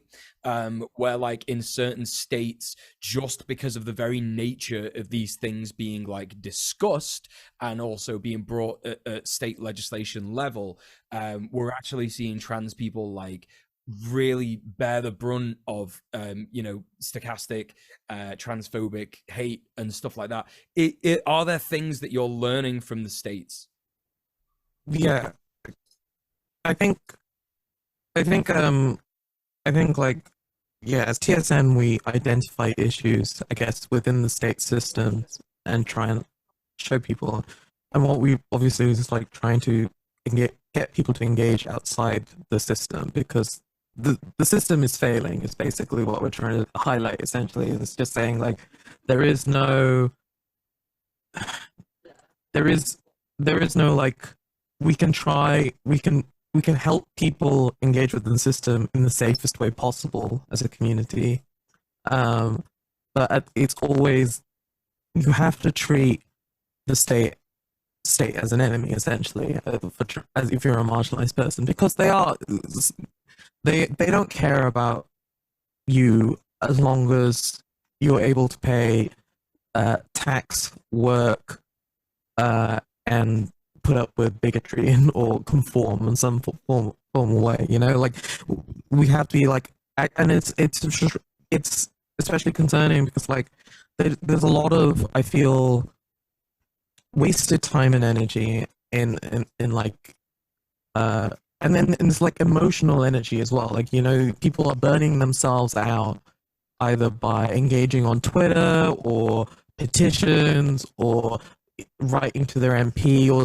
things like that when they get these demoralizing responses, or and like engaging within the systems that the state have provided and expecting a better response. And it's like, and it's because trans people really want to have faith in the system, because they want to believe that the state won't let them go. And the reality is, you've got to accept that the state does not care about you. The state does not see you as valuable. Something that can make them profit.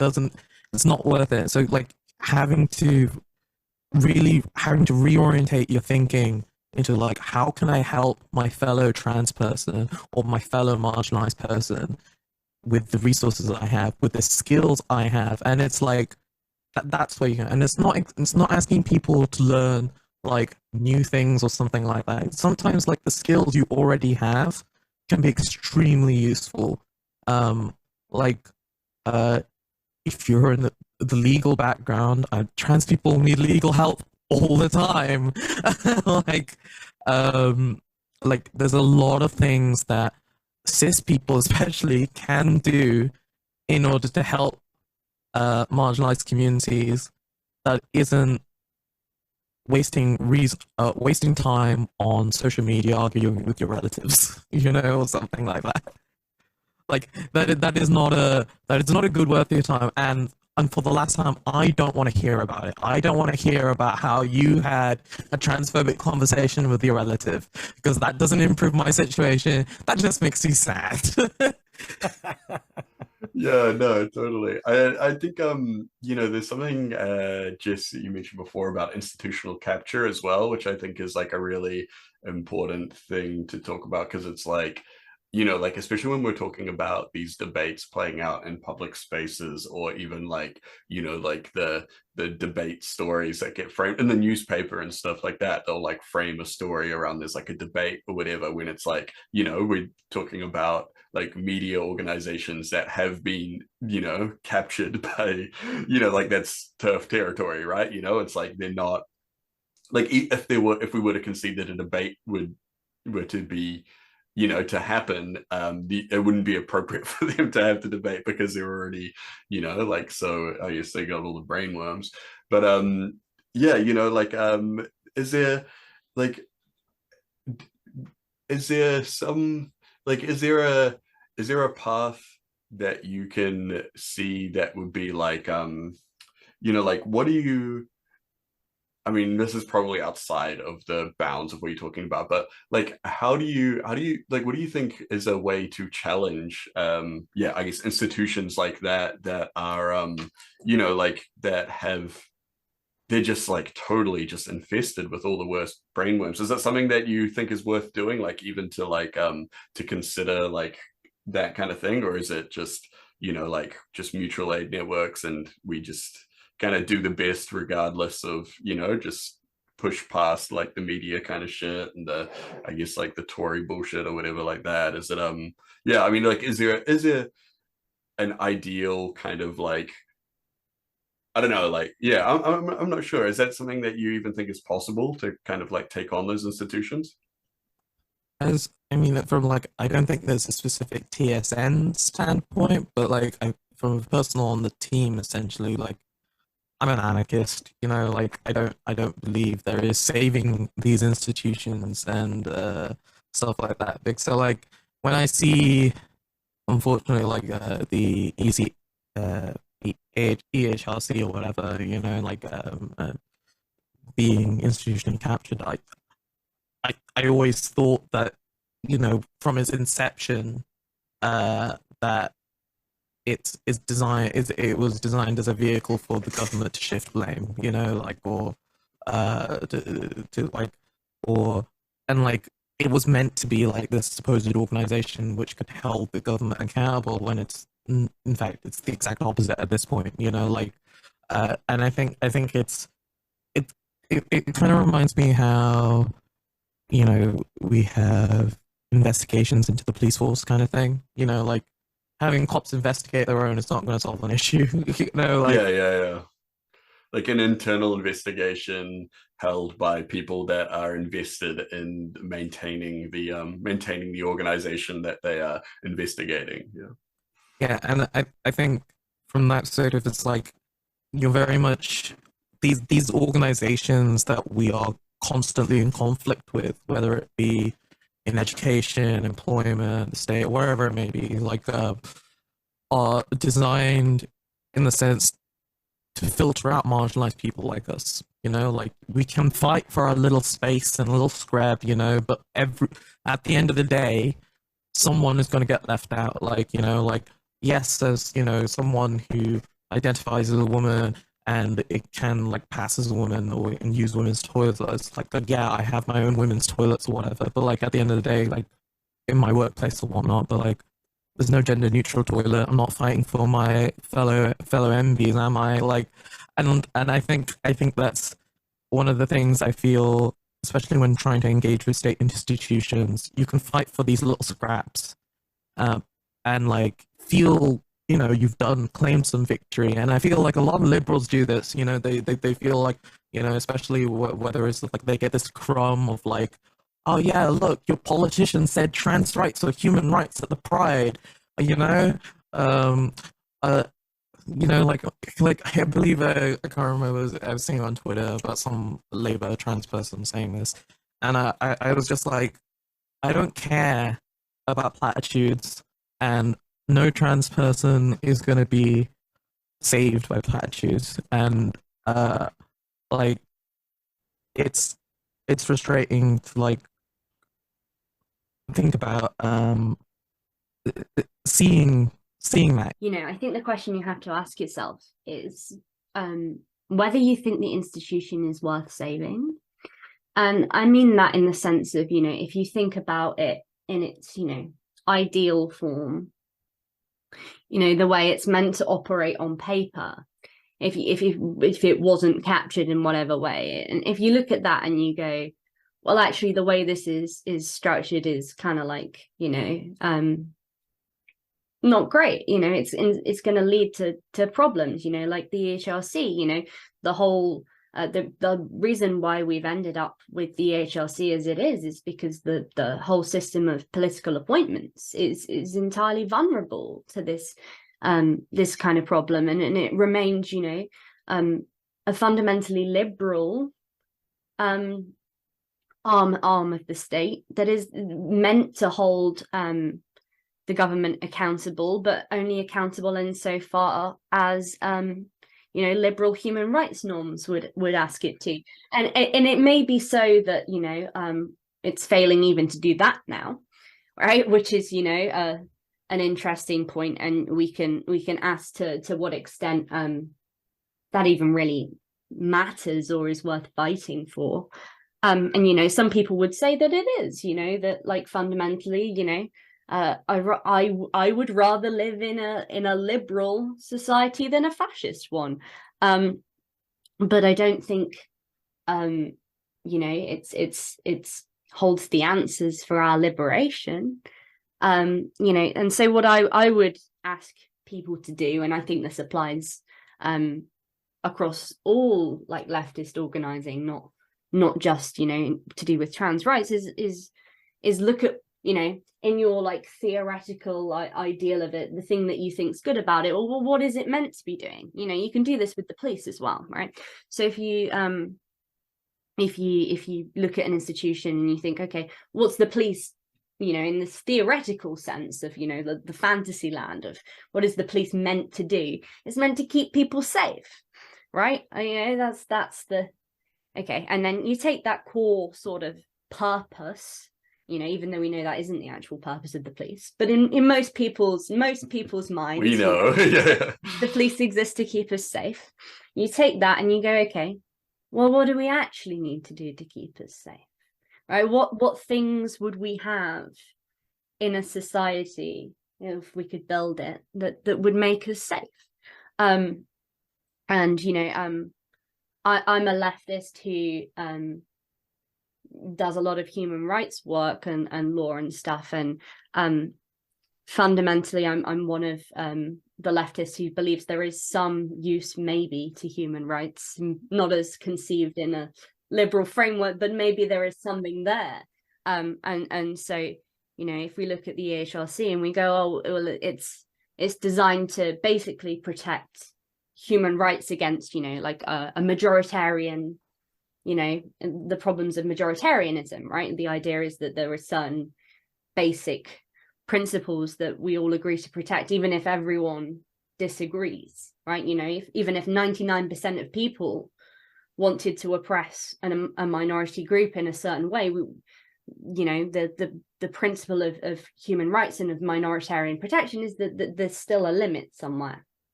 And you know, if you think that's a good thing, and I do, then you look at that as a goal and you go, okay, well, what do we do to build that, or what do we do to build that within in our current world? And you know, I think to some extent that is what Trans Safety Network was made for, is that, you know, we looked at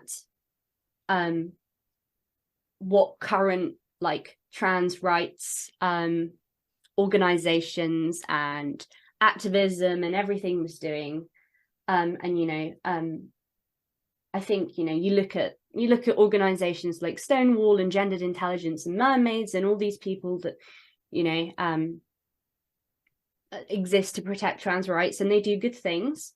Good work is done, even like the Good Law Project, as you were talking about earlier. You know, these are all institutions which can do good stuff. And you know, I think the EHRC in the past has done good stuff and is capable of, you know, when it's not actually captured by fascists, of doing some good stuff.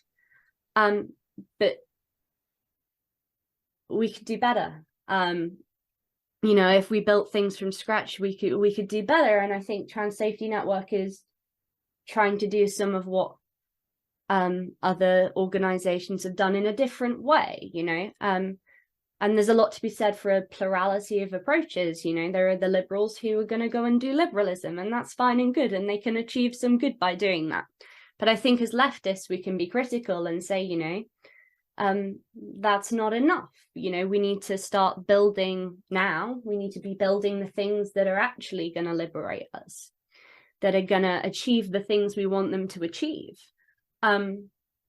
You know, and I think Trans Safety Network is fundamentally built on the ethos that we don't want to be another liberal NGO, you know, posting stuff during Pride about, you know, our new whatever campaign. We want to be doing the work that we think needs doing to build a better future for everyone and for all of us. And we don't want to leave anyone behind. Yeah, absolutely. When you were talking earlier about the stuff, the work that Trans Safety Network does in observing hate speech and stuff like that that's going on at the moment, it would be, I think, worth our while to sort of give everyone a bit of an insight into, like, you know, what are the main things that are going on in terms of like the far right's propaganda machine at the moment. I was talking about this with my partner earlier, in that, like, what it seems at the moment, and it seems that there has been this like building narrative since COVID, which was solidified before COVID came around, but like since lockdowns and vaccines, there seems to be this like they've converted COVID to the woke mind virus, right? And so there is this like overarching sentiment, and I think this is like insidious and pervasive in every fascist sphere, especially gender criticals, in that, like, if you've had the vaccine, you're a leftist, you're a liberal, your mind is getting controlled. That's making everyone trans now, right? And that's why it's wrong and bad and stuff like that. That's been my observation, but like, what sort of observation of Trans Safety Network made in the I guess the propagandization of you know, their rhetoric in terms of, like, you know, anti-trans stuff? I think it's very much like, as you framed it, very conspiratorial. You know, the there's I think like I think transphobes in general are very resistant, like especially hardline transphobes, are very resistant to the idea of changing their opinions, especially when evidence is presented to them. And considering like most of categorically empirical evidence shows that trans people are completely like average and normal. If you want to say, like completely just regular. And so once you've already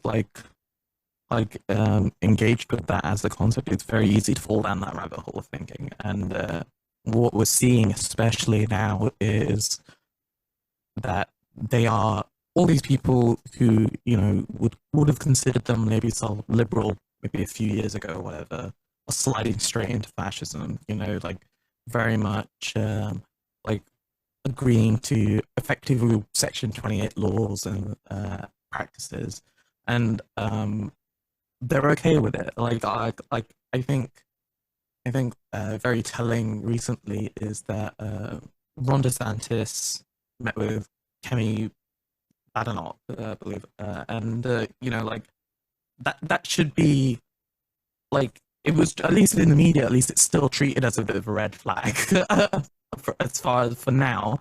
But like the reality is like I imagine a month later or something that could just be a footnote, or something like that. And it's very quickly getting to the point where people aren't willing to highlight the fact that these people are intent on removing rights and protections, not just for trans people, but for cis people, other marginalized groups like abortion,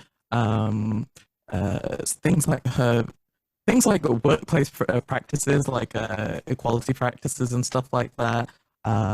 Lots of union busting and stuff is kind of disguised with this bigotry kind of thing as well.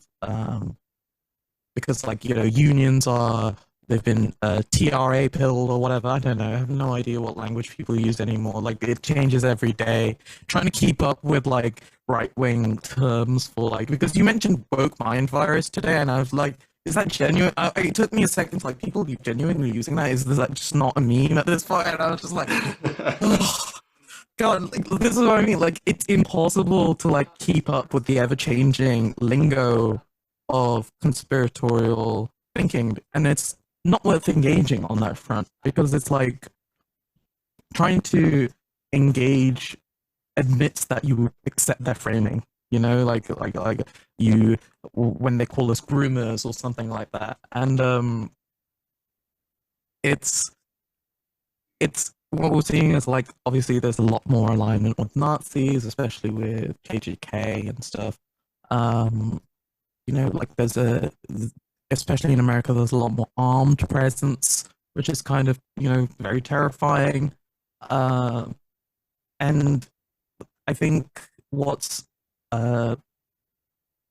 extremely telling is there are being polls and things done for Republican voters and stuff like that, and the polls show that this isn't working for them.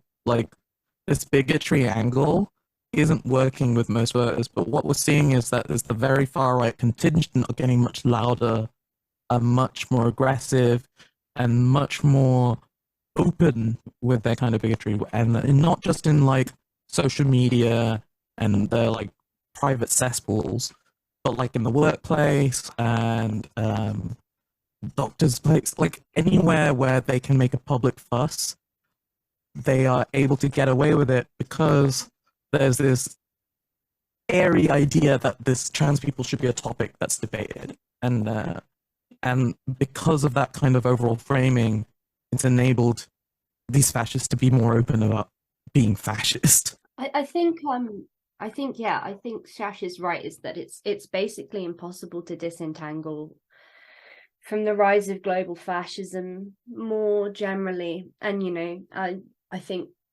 most people watching this stream who have watched Red Planet before will know that is very much linked to, you know, the failure of global capitalism, and the idea that you know, that has been seized advantage of by, you know, those in power who are unable to give explanations as to why people can't afford to heat their homes or pay rent or eat.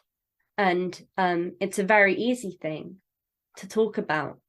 And those other things, you know, when you're a global capitalist, are less easy to talk about, because fundamentally, you know, the right of people to eat and have housing is kind of incompatible with what your goals are. So it is a lot easier to talk about whatever the current thing is. And, you know, in the UK, that's not just trans people. It's the boats is also the current thing. You know, these scary boats are coming over. So many boats in dinghies are going to come, and they're going to whatever. They're not really British if they come, and it's all this nonsense, you know, racist rhetoric.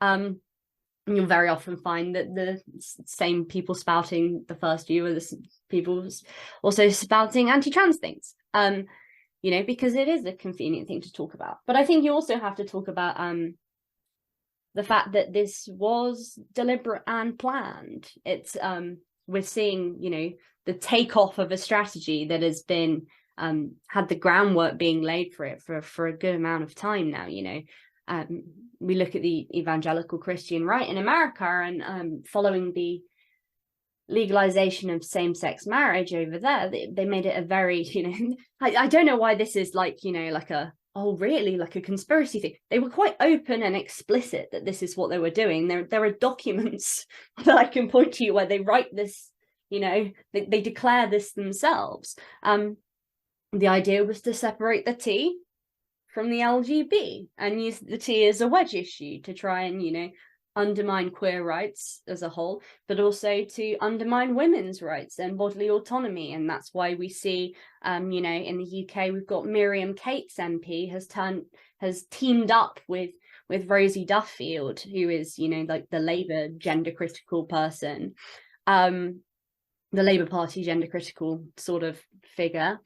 They've teamed up, even though Miriam Cates has openly opposed abortion and the right for you know, women to be intimidated and harassed whilst they access reproductive health care. And she founded a think tank which is explicitly opposed to the right to same-sex marriage, and also to like no-fault divorce, and, you know, all those kind of things. So, you know, it's quite a clear clear and consistent narrative. It's just so happened that you know, in the last few years we've seen such a significant failure of global economies in the global north, you know, that it has become an ever more popular thing for even the most mainstream politicians to start indicating towards, rather than having to provide explanations as to what is really going on. Yeah, I wanna comment on like a couple of things based on what Shash said. Sophie did actually want us to mention this week that Unite the Union came out in support of trans people recently, which is really interesting, because I've been on marches and rallies with other unions, various other unions, and when that's been the case, we've had certain unions talk about trans rights and how that's really important to show solidarity with trans people, not just trans people, but migrants, marginalized people of all kinds. And I think also what was really interesting is that day there was like a collision of literally what Shash has just said, where we were marching through town. It was a support the strikes rally. And there was a guy who just was like your average 40-year-old middle-aged bloke, whatever, started calling us all pedos, right? And there was nothing like really, you know, queer, like explicitly, openly queer about the rally. It was just very like union stuff. So, you know, they're kind of using this this you know, catch-all groomers, you know, kind of narrative for like anyone on the left, anyone remotely on the left kind of thing. And that's what you have to remember in terms of like and this is the third thing that I wanted to mention based on that, is that in Manchester recently, a queer sex shop, Clone Zone, which is actually my sex shop that I go to for my stuff, for my sex stuff, it's had its windows smashed in 3 times in a row, basically over the last few weeks, over the last month. And that is literally because, and I say this like, you know, quite generally, but like, you know, people who are wanting to do stochastic terrorism on behalf of the state based on the propaganda they've been given will go for anything that they think is the bad thing, right? And so what's happened is, because, you know, trans people aren't always like visible, like this is the thing, like you're gonna find it hard to just like pick out a trans person randomly, do you know what I mean? It's not something you can just like, you know, go out on a day and do, right? But the queer community, like the village, the gay village in Manchester, where there's like a shop that has like, you know, queer guys in BDSM outfits out advertised on the front and stuff like that, that's very visible to fascists who want to do stuff. And guess what? These fascists who want to do stuff, they aren't just like, you know, they're not just like anti-trans. It's exactly like Shash said. They're anti-queer. They're anti-woman. They're anti, you know, anyone who is racialized. Like, you know, this is all part of the same stuff. And I think it's really important that, like, you know, we drive home how important that is. Like Benjamin Dixon recently, who is like he's a black podcast kind of guy, like sort of, you know, not necessarily like left, but I think liberal left in the US. He recently said, like, listen, it makes far more sense for us to ally with the people that they're attacking than the people who have like historically oppressed us. And that's just how I think most people should be looking at this. Like, you know, one of the most annoying things that I've seen as like a cis queer who has been very, very aware of the anti-trans rhetoric all over the place for years now, is how many cis queers are just kind of going like, oh my God, I can't believe this has happened. This has come out of nowhere. Like, come on, wake up. Like, what do you think? This has come out? No, it hasn't. Like, you think that the people who are being super transphobic, you know, don't hate us too? Like, come on. Like, this is happening now. We have to like get fucking organized. Like, come on. So yeah, it's echoed in things that are just like happening everywhere, and it's obvious to anyone who's done like an ounce of observation of this kind of like fascist activity. And that's kind of why I was asking that question about, you know, like what kind of like you know, I guess developments are we seeing in the fascist narrative? But there's not a lot, right? Because it's the same as it's always been. It's just slightly different. And I think the worst thing is you know, a lot of liberal people, especially liberal queers, you know, just don't want to acknowledge it. They don't want to acknowledge that it exists, because it's like, I to a certain degree I understand, right? Because the fight for queer rights has been very, very long for, and it's been hard, and it's been a rough road. But guess what? It's not stopped. Do you know what I mean? It's not like we could say at like a certain point over the last 30 years, queer rights were like established and won, you know. Like, we have to remember that, like, just because people were kind of fine with us being in TV shows a little bit doesn't mean that the fight is over. You know, we have to keep up the pressure on absolutely everyone around us to support us and, you know, accept that we're here, essentially. So I wonder then, like, with that in mind, in terms of like Trans Safety Network, you know, wanting to like grow and spread the word and stuff like that, how is Trans Safety Network organized? Like, is there a committee? Can people join? Is there like you know, what's going on? What's like the bare bones of it? I'm glad you asked me, because today, just before this stream, in fact, Trans Safety Network announced our relaunch of our organization and our expansion. So some of us have been very busy behind the scenes, writing our constitution, writing our a big statement of what our values and our commitments are as an organization, you know, including like commitment to, you know, supporting the decriminalization of sex work and listening to sex workers and stuff, which, you know, that there have been, you know, problems with, you know, other organizations doing work for trans people on the left. For example, there was a conflict not very long ago with the Good Law Project, because they were working with and potentially providing resources to you know, a SWAF campaign. And you know, given the Good Law Project, you know, is you know, have very much been the place where resources have gone for the legal you know, fight for trans rights. And I would still encourage people to support the specific cases of the trans people. At least personally, I would. It's not a TSN endorsement, but I would personally encourage people to, you know, still support those crowdfunders, because those cases were brought long before that this became a problem, and you know, we shouldn't just hang people out to dry. You know, it's about thinking about leading ourselves as a community, trans people, I think. So you know, GLP doesn't have to be committed to protecting sex workers in the same way Trans Safety Network do, because you know, their community isn't made up of such a large number of sex workers as trans people have as a community. And I think fundamentally we're committed to the idea that none of us are free until we're all free. And so, you know, we're a volunteer organization, but we would, you know, be happy to take on anyone, no matter what their views are. But we put this statement out of values and commitments with the idea that the expectation is that if you're working with Trans Safety Network, these are values you agree to, you know, in your work with us and in your public, you know, public life to uphold and not to undermine.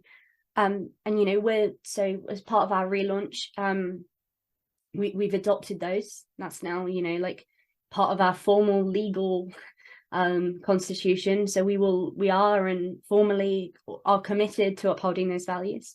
We've launched like an expression of interest form for people who want to become volunteers at Trans Safety Network. We have had so much interest prior to this relaunch that it's going to take us a while, honestly, to onboard people, but you know, get your name down on the waiting list effectively. But you know, we're, because of the work we do, because of the highly sensitive work we do, and the very sensitive and very important information that gets given to us confidentially, you know, it's absolutely vital that we ensure that, you know, all of our volunteers are you know, committed to upholding, you know, the high standards we maintain and to those values and commitments. You know, the really exciting thing about our constitution is that basically, to the extent that it is legally possible for us to do so, existing within, you know, company law, which, you know, I've had a fun time learning all about, the extent that we can, we're committed to remaining a non-hierarchical organization. And you know, and that's fundamental to what our values are and our commitments are. And so yeah, we're recruiting. Give it a share, sign up. We're going to be launching some new projects soon, some new like big things that we want to announce. But most of all, you know, we really we want to what we've done is we have moved everything around so that the organization can become more scalable, because in its current iteration, it was effectively built, and I think this is very useful, and people who have been involved in, you know, organizing more generally know that if an organization's at a certain size, you can have it based basically on implicit trust, right? Is that you can have absolute trust and solidarity between each other and not even have to like have half of the discussions you might otherwise have to have, because you already know what everyone's answer to the question is going to be. But what we really work to do is to get those values down on paper, to build internal systems, so that Trans Safety Network can do more of the work that is currently done by what is in reality a small group of very burnt out trans people. You know, we're basically committed to taking on trans and gender diverse volunteers who want to come, who have ideas, who have skills, and like skills are so wild and varied. We need, as I was saying, because we don't focus on like one specific like area, but rather on a sort of broad concept of a sort of broad approach as to how we address problems, then we are excited to take on anyone who has something that they think can be useful in monitoring the opposition, or helping us run internally as an organization. So yeah, that's really exciting. We've got a whole rebrand that happened. Our previous website was a bit Web 1.0, but everything looks nice and shiny now, which is probably why we got invited to speak to the UN. Right. We look far more like a real organization, Proper organization. Yeah, we've got all the forms filled out, and we've got the business card kind of vibes. But fundamentally, behind that, the whole point is that we have literally just put in a ridiculous amount of effort into structuring ourselves in such a way that we remain incredibly radical. We will soon be not 4 people in a trench coat, 4 trans people in a trench coat, but 5 trans people in a trench coat. Wow. One day it might even be 6. Oh my God. So God. the idea is, we've started off incredibly small and incredibly based on, and frankly, most people are shocked when they find out how few of us there are, and the fact that we all work full-time jobs on top of this, because I think the work we've done has had an impact above and beyond what we were expecting it to, and has also at the expense perhaps of all of our mental health, as I think we've put in a lot of work. But I'm very excited that we've done some internal work now to make this a more sustainable project, because I think most of your viewers are on the left, presumably, and you're all leftist organizers yourself. I think everyone is aware of the concept of activist burnout and how easy it is for people to just disappear, and for amazing projects to just disappear because suddenly there is no one left to do them who can do them. And I think all of us have at times felt on the brink of that, and so we have put in some work to try and make sure that at the very least, when we all burn out, there are people who have the skills and knowledge to replace us. Yeah. And that's very exciting for us. I think it all sounds really, really good. And I think that that's a really important part of organizing. Like you say, like people really do forget that. I think people talk about burnout, but they don't really know what it is. They just think like, oh, well, I guess when someone does loads of work, they just get tired. And it's like, yeah, it is that. Like a lot of it is that. But what you have to remember about activism and organizing is it's like really like it feels good to do, and it feels like you really have to do it. And so there's these like extra draws to it that it's like, no, I've really got to keep working. No, I should really finish this. I should really keep working, even though I've like not slept for 3 days, and I need to, do you know what I mean? Like, I need to like finish this constitution. I need to finish this statement, etc. It's you just can't, you can't really overstate just how bad burnout actually is. Before we go to questions, we got a little bit of time left. Just in terms of like because it was surprising, like for me, like you say, to find out that there's so few people in Trans Safety Network. I think at some points it was even just like one person. And like I think when you realize that, and you realize just how much like effort some people have put into organizing and, you know, trying to keep trans people safe, monitoring some of the hate that goes on in various different places, all in the mainstream discourse, mainstream media, etc., etc. It's really shocking, and it's like, oh my god, wow, okay, so like, you know, just a few people can do so much. So imagine just how much we can do when we all come together, right? I think like that's the biggest message that's really important to get across to people, especially people watching our show. You know, if this is something that you've wanted to get involved in for a while, if you know, especially if you're a cis person and you've been like, oh my god, like how can I support trans people? Do you know what I mean? Like, what can I do? Like, you know, Trans Safety Network is going to be like the place where you can learn that. It's going to be the place where you can like find out what to do. Like, you know, be aware of all the different, you know, lies of transphobic you know, narrative all over the place. Trans Safety Network are on Twitter, they're on Facebook, and there's a website which is Trans Safety Network. Oh, sorry, it's actually transsafety.network, which is actually really cool. I didn't know that you could have domains like that, but that's pretty sweet. So yeah, so make sure you're all over that, folks, listening to the show. And yeah, so yeah, is there any other stuff that we've not asked that you wanted to cover? No, you just wanted to come on and chill. You just wanted to come on and be like, we're launching again. Oh my god. Yeah, I guess we just wanted to come on and we wanted to explain what we do, and we wanted to say, hey, hopefully we're going to do even more of it. Come along, you know?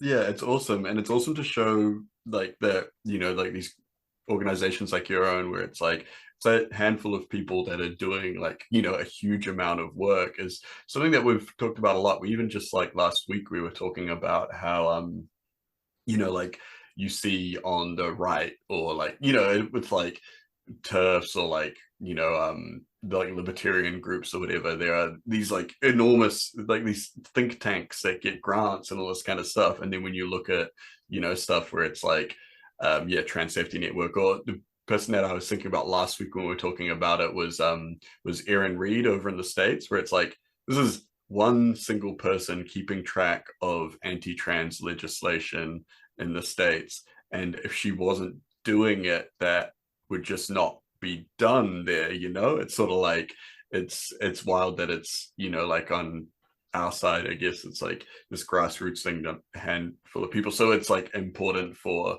people to kind of show up for that, and people to get involved, and people to, you know, like realize like, yeah, this work is being done by normal people, like, you know, like yourselves and like ourselves and stuff. And it's like it's as easy to get involved as just, you know, like just making contact and being like, hey, these are the skills that I have. Are they useful to, you know, to you or to anyone else or whatever? And yeah, really just kind of like make contact and kind of go from there.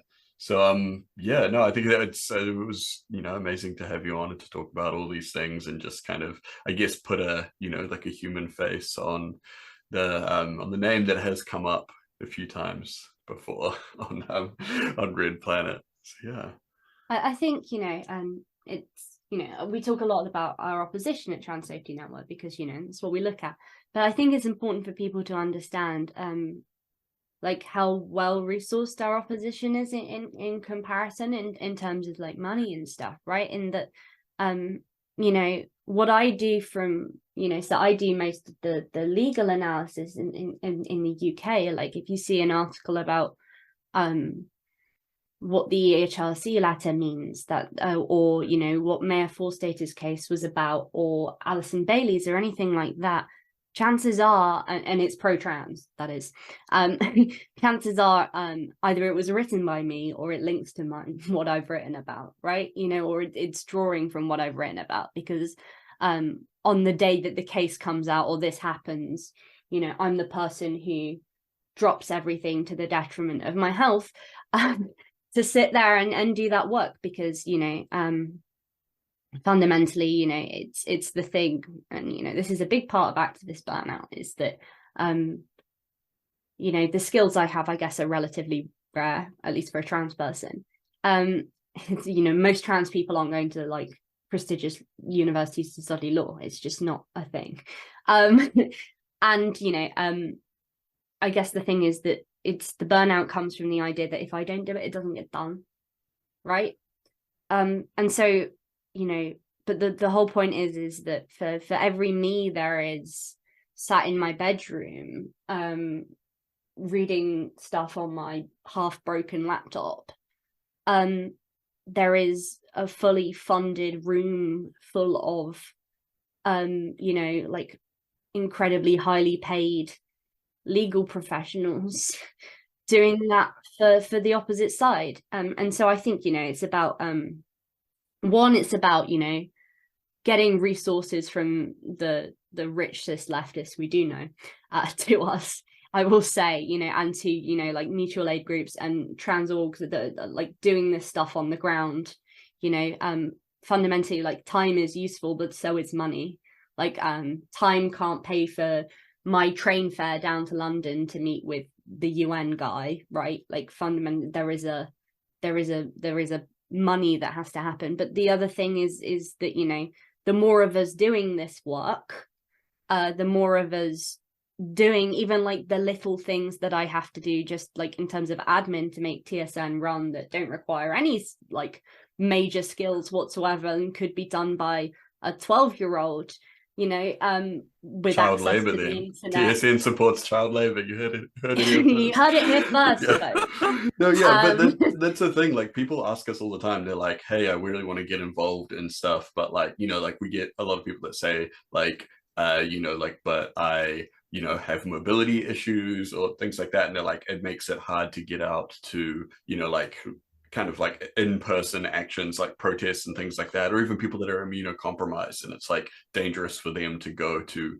like even just like a meeting, like in person or whatever. So people are always asking us, like, what can we do to help? And like that's something we try and stress, is that there's like there's jobs for everyone in the kind of greater project, whether it's like admin work and researching and things like that. Like there's going to be a little space to fit people in. I think most of us at TSN are disabled. Like I know Shash and I definitely are.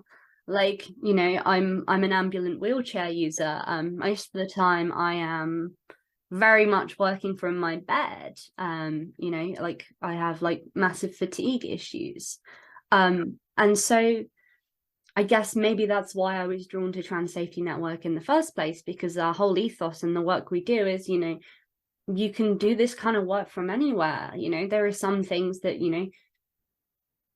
unfortunately, I did have to actually go to London this weekend. But most of the time, and for most of the work we do, it's done from people on their mobile phone or from their laptop at most. It's the kind of work that you can do absolutely remotely, wherever you are, with whatever skills you have. We don't need an office space. We are we're able to just collaborate with each other. And I think one of the most, if the right has money, the left has people. And I think that's what we need to like regularly understand and rely on, is that we've got community and solidarity in people in a way that they don't. I remember this, it's a fun anecdote. I remember this ironically from when I was on the Labour doorstep in 2017.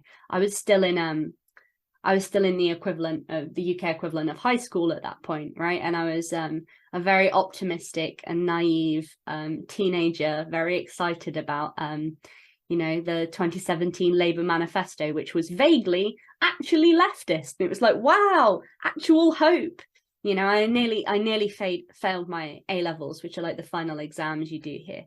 I nearly failed my A-levels, going on the doorstep, leafleting everywhere, walking up and down massive hills, exhausting myself, like putting leaflets through post boxes. And then I found out that the Conservative Party and the Lib Dems just pay for them to be posted, right? That's the thing, right? Like that's the difference, is that they can pay for them to be posted, and that's not the kind of money we have access to. But we've got grinning, excited, enthusiastic people who will walk up and down hills because they believe in what what we stand for. And whilst I wouldn't advocate anyone doing that for the Labour Party, certainly not at the moment, I would advocate a similar approach of, everyone can do very small things that help, but the important thing is to listen to trans orgs and trans experts and ask what those things are, rather than say debating your relatives, because we can tell you where your energy is best used and where it's wasted. Yeah. I think one question that I wanted to ask just before we get into audience questions is, because I think funding is like super important, like for stuff like this. Like if you can get some of it from like various funding foundations and stuff like that, then it can be like really powerful. Like I don't know if that's something that like Trans Safety Network has considered. Like I know GMTU, we've got like funding from like the Oak Foundation nationwide.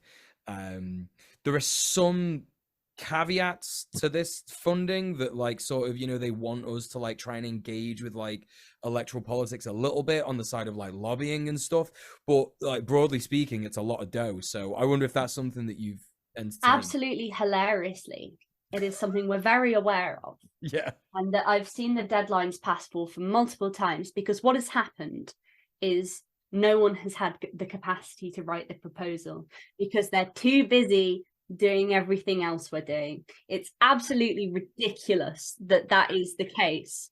But if we had someone who could write fundraisers, Jesus Christ, that like funding proposals, that would in and of itself like change the entire approach, right? Yeah, and a funding proposal is like, it's not necessarily, I wouldn't say you need to be like even a university graduate to Yeah. No, I know they're simple. I look and I'm like, this is such a simple task. And I just whenever I see like funding grants things, my eyes just literally glaze over, because I'm just like, I do not want to deal with people who have other motivations compared to mine, and it's just that. Yeah, it's so hard. I'm doing a full-time master's degree at the moment, right? In law and social justice at the University of Leeds, which is really good. It's a really good course. But I am basically like not doing as well as I could or should be doing in that course, because my time just gets filled up by ever expanding other things that need doing. And anything that is, it's why honestly I've had to put so much energy and time and like into getting this relaunch stuff done, because the problem is that and I think this is particularly true when you're in opposition monitoring org, is that it feels like you just all the time you get pulled into firefighting, like something new horrendous has happened, we've got given this new horrendous bit of information, what are we going to do with it? And it's like that all the time, and it just makes actually like investing in yourself as an organization, like it just always goes to the bottom of the pile. It's like, well, what else do we get rid of, right? If we've only got so much time and energy, we have to not report on this really important thing that needs to be reported on. It's an impossible situation. It's hard, yeah. But the whole point, I guess, of this relaunch, and all the energy I have put into the restructuring and everything, is to try and get us into a position where we're not just firefighting, where we can start to conceive of ourselves as an organization with our own goals and its own projects, that isn't constantly in a state of always in a constant state of emergency. And I'm really actually hopeful that it might work. Oh hell yeah, me too. And I think that could be beautiful, really beautiful.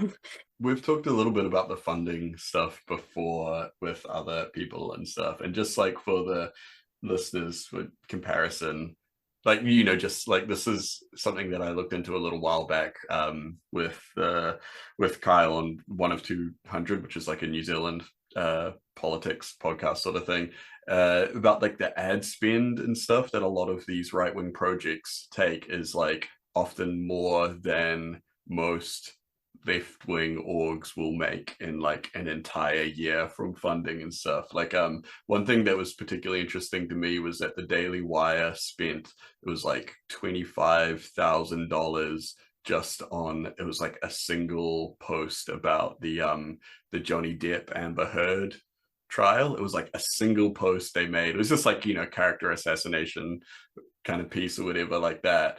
But the wild thing is that it like got shared like maybe like a couple hundred times or something like that. So they're just like throwing shit at the wall, you know, like they've just got like this money, they're paying like hundreds of thousands of dollars to people to create these pieces, throwing money in the well, trying to get it out there. And it's just like, it's not extremely effective or anything like that, and like the pieces aren't particularly engaging, but they just have this money just to throw out there, you know. Like it was like, I think there was like a Ben Shapiro thing where it was like you could look at his Facebook ad spend, and it was like something like $50,000 on Facebook ads, like I think it was like a month or something like that, which is like, you know, like twice that is like the average American income for, you know, like an entire year, you know. Like that's just the amount of money that people, you know, that we're kind of like up against. And I don't even think the Daily Wire is like the biggest, you know. It's just like, yeah, like it's like it is like fighting like this leviathan, you know. Like they just have this yeah, just like this incredible power and yeah, capital that you know, that we just don't have access to, you know. Just to, yeah, put it in context for the people at home. But Sure.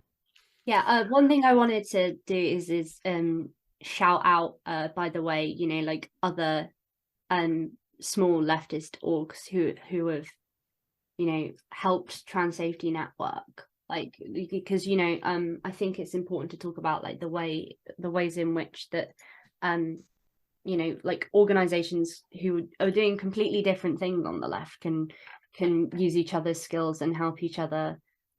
So like a really good example of this is I was talking and shouting about our rebrand earlier and how good it is, and I absolutely loved it. And that was done for us by the people at Geeks for Social Change, which is, you know, a group in you know, that like are basically putting like technology and activism together to like try and make social change. It's like stuff like that, right? So like we can all do things for each other. I think it's really nice. well, that was one of our audience questions as well, from Kimadactyl, who asked, who did your rebrand and how good and smart they are. I hate to say, but Kim might be one of the people at Geeks for Social Change. So yeah.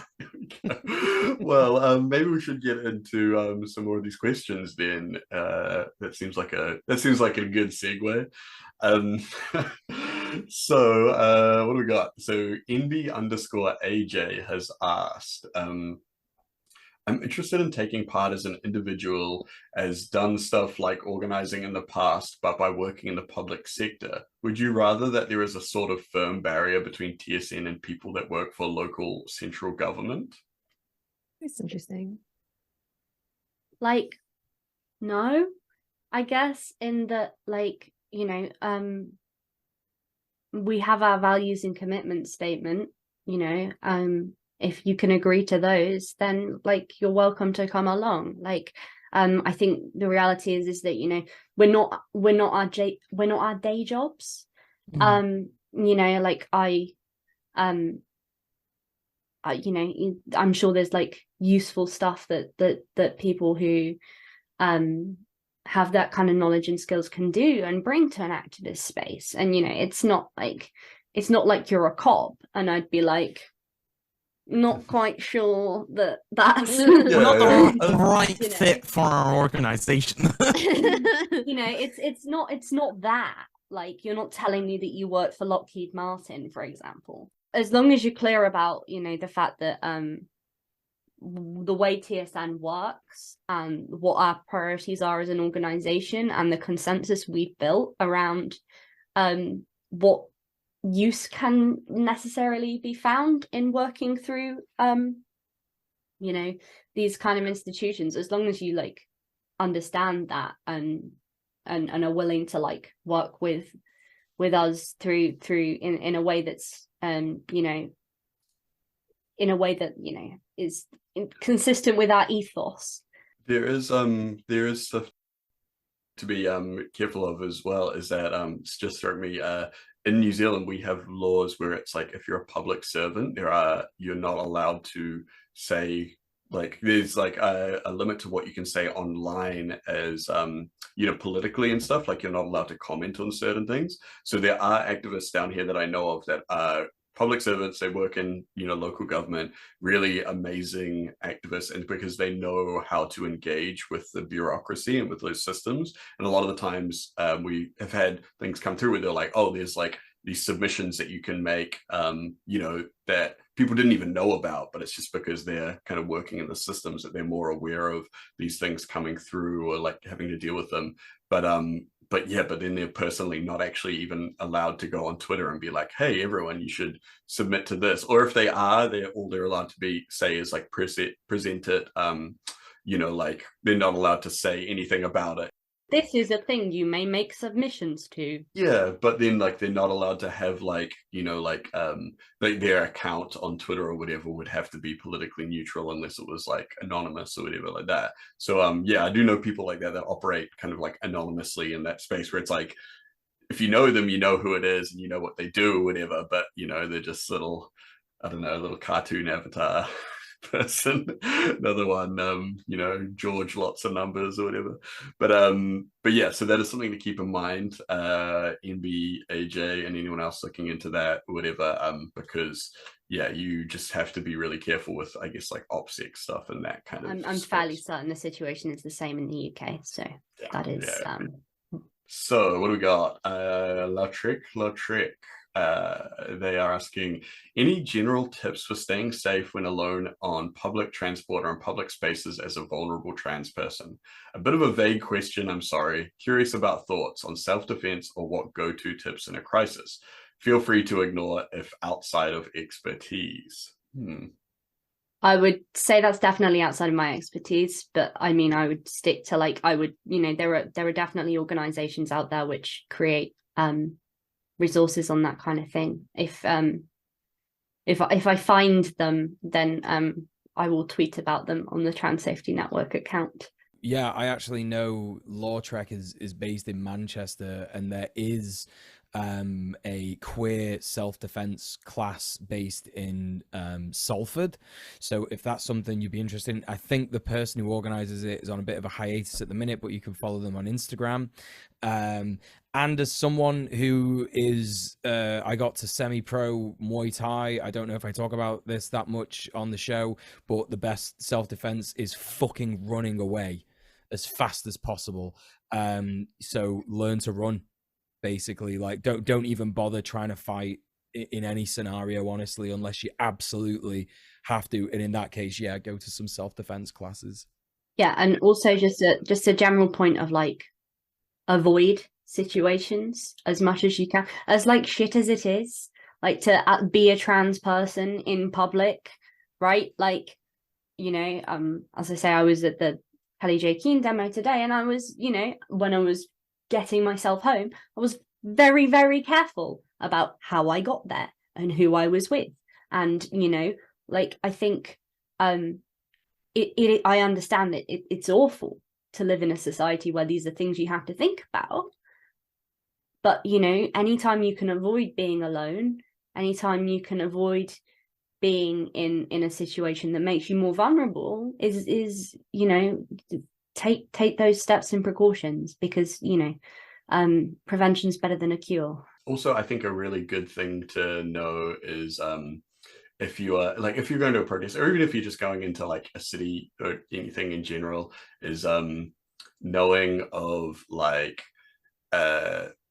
if there is like a safe place or something like that where you can go to, like, you know, if you are, if someone is harassing you or something like that, you know, if there's like, say like a public library or something like that, that you can just be like, okay, this person is like following me and they're being quite weird.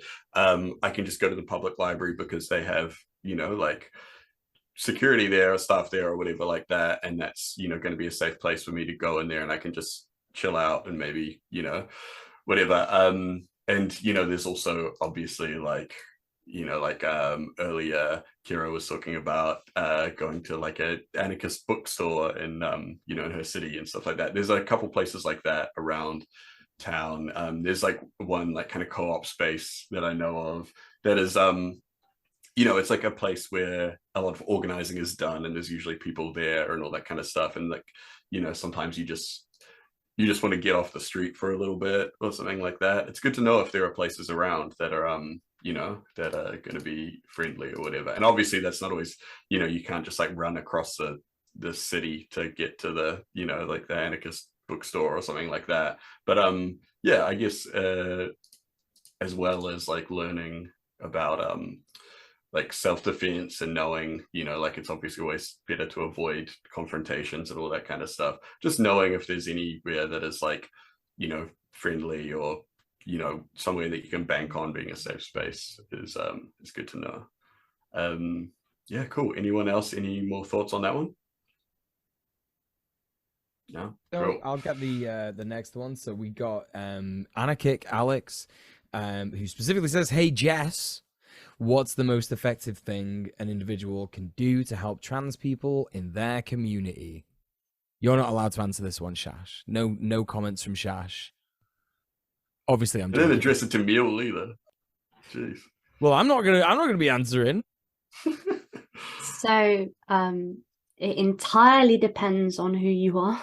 Like, you know, every if you are a billionaire, then the best thing that you could do personally is give all your money to us. You know, like it entirely depends on who you are and what your skills are, right? Like if you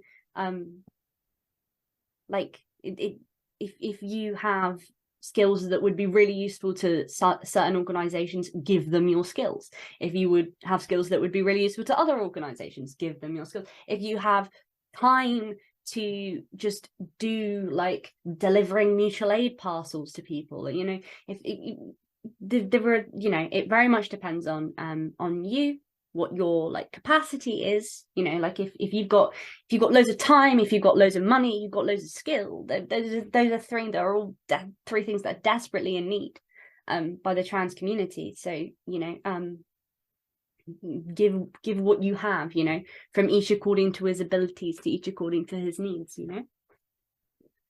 Yeah, I think that's a good answer. Like one thing that I've seen is Trans Mutual Aid Manchester sometimes ask for people to escort trans people to like gender clinic appointments and stuff like that, and that's something I've considered in the past because like obviously like, you know, if you're like scared because like you feel like you don't pass and shit like that, you're worried you're gonna get attacked and shit, like if you're a cis person that doesn't mind like, you know, just walking with someone somewhere, like that's super powerful, right?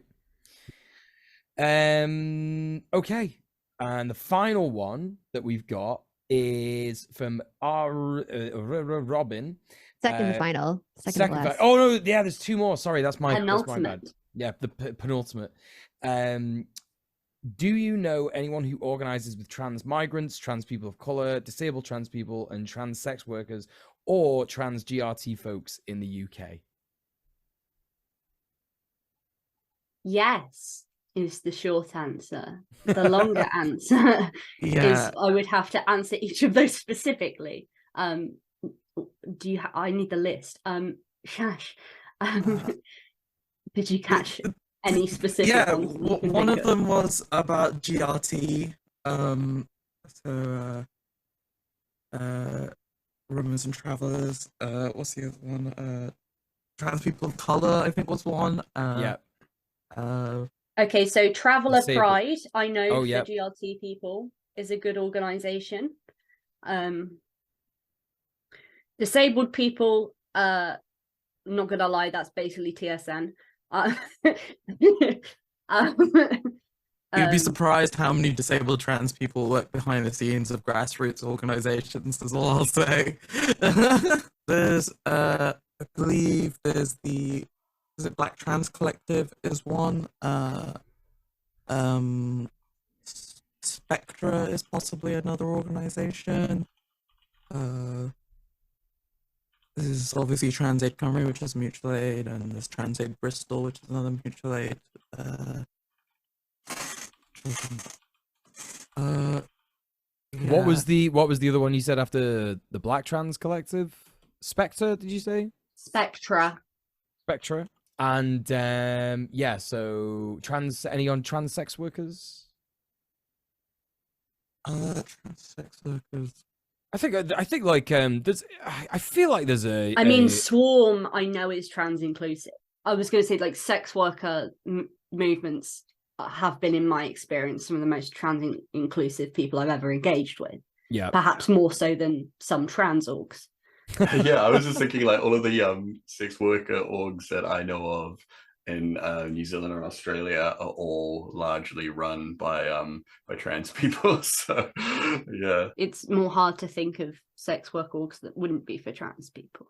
But I don't know of any specifically, but that's probably a hole in my knowledge. There probably is something, even if it's just a small thing. cool. Or like there may be like a caucus in Swarm or something. Yeah, like it's definitely worth considering that, like, especially Swarm and some other specific modules have specific like trans people who work on that specific intersection.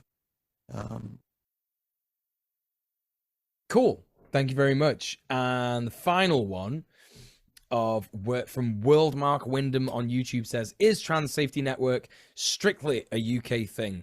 Our focus is the UK. We're incorporated in the UK. But the problem with a global fascist movement is that it's quite global.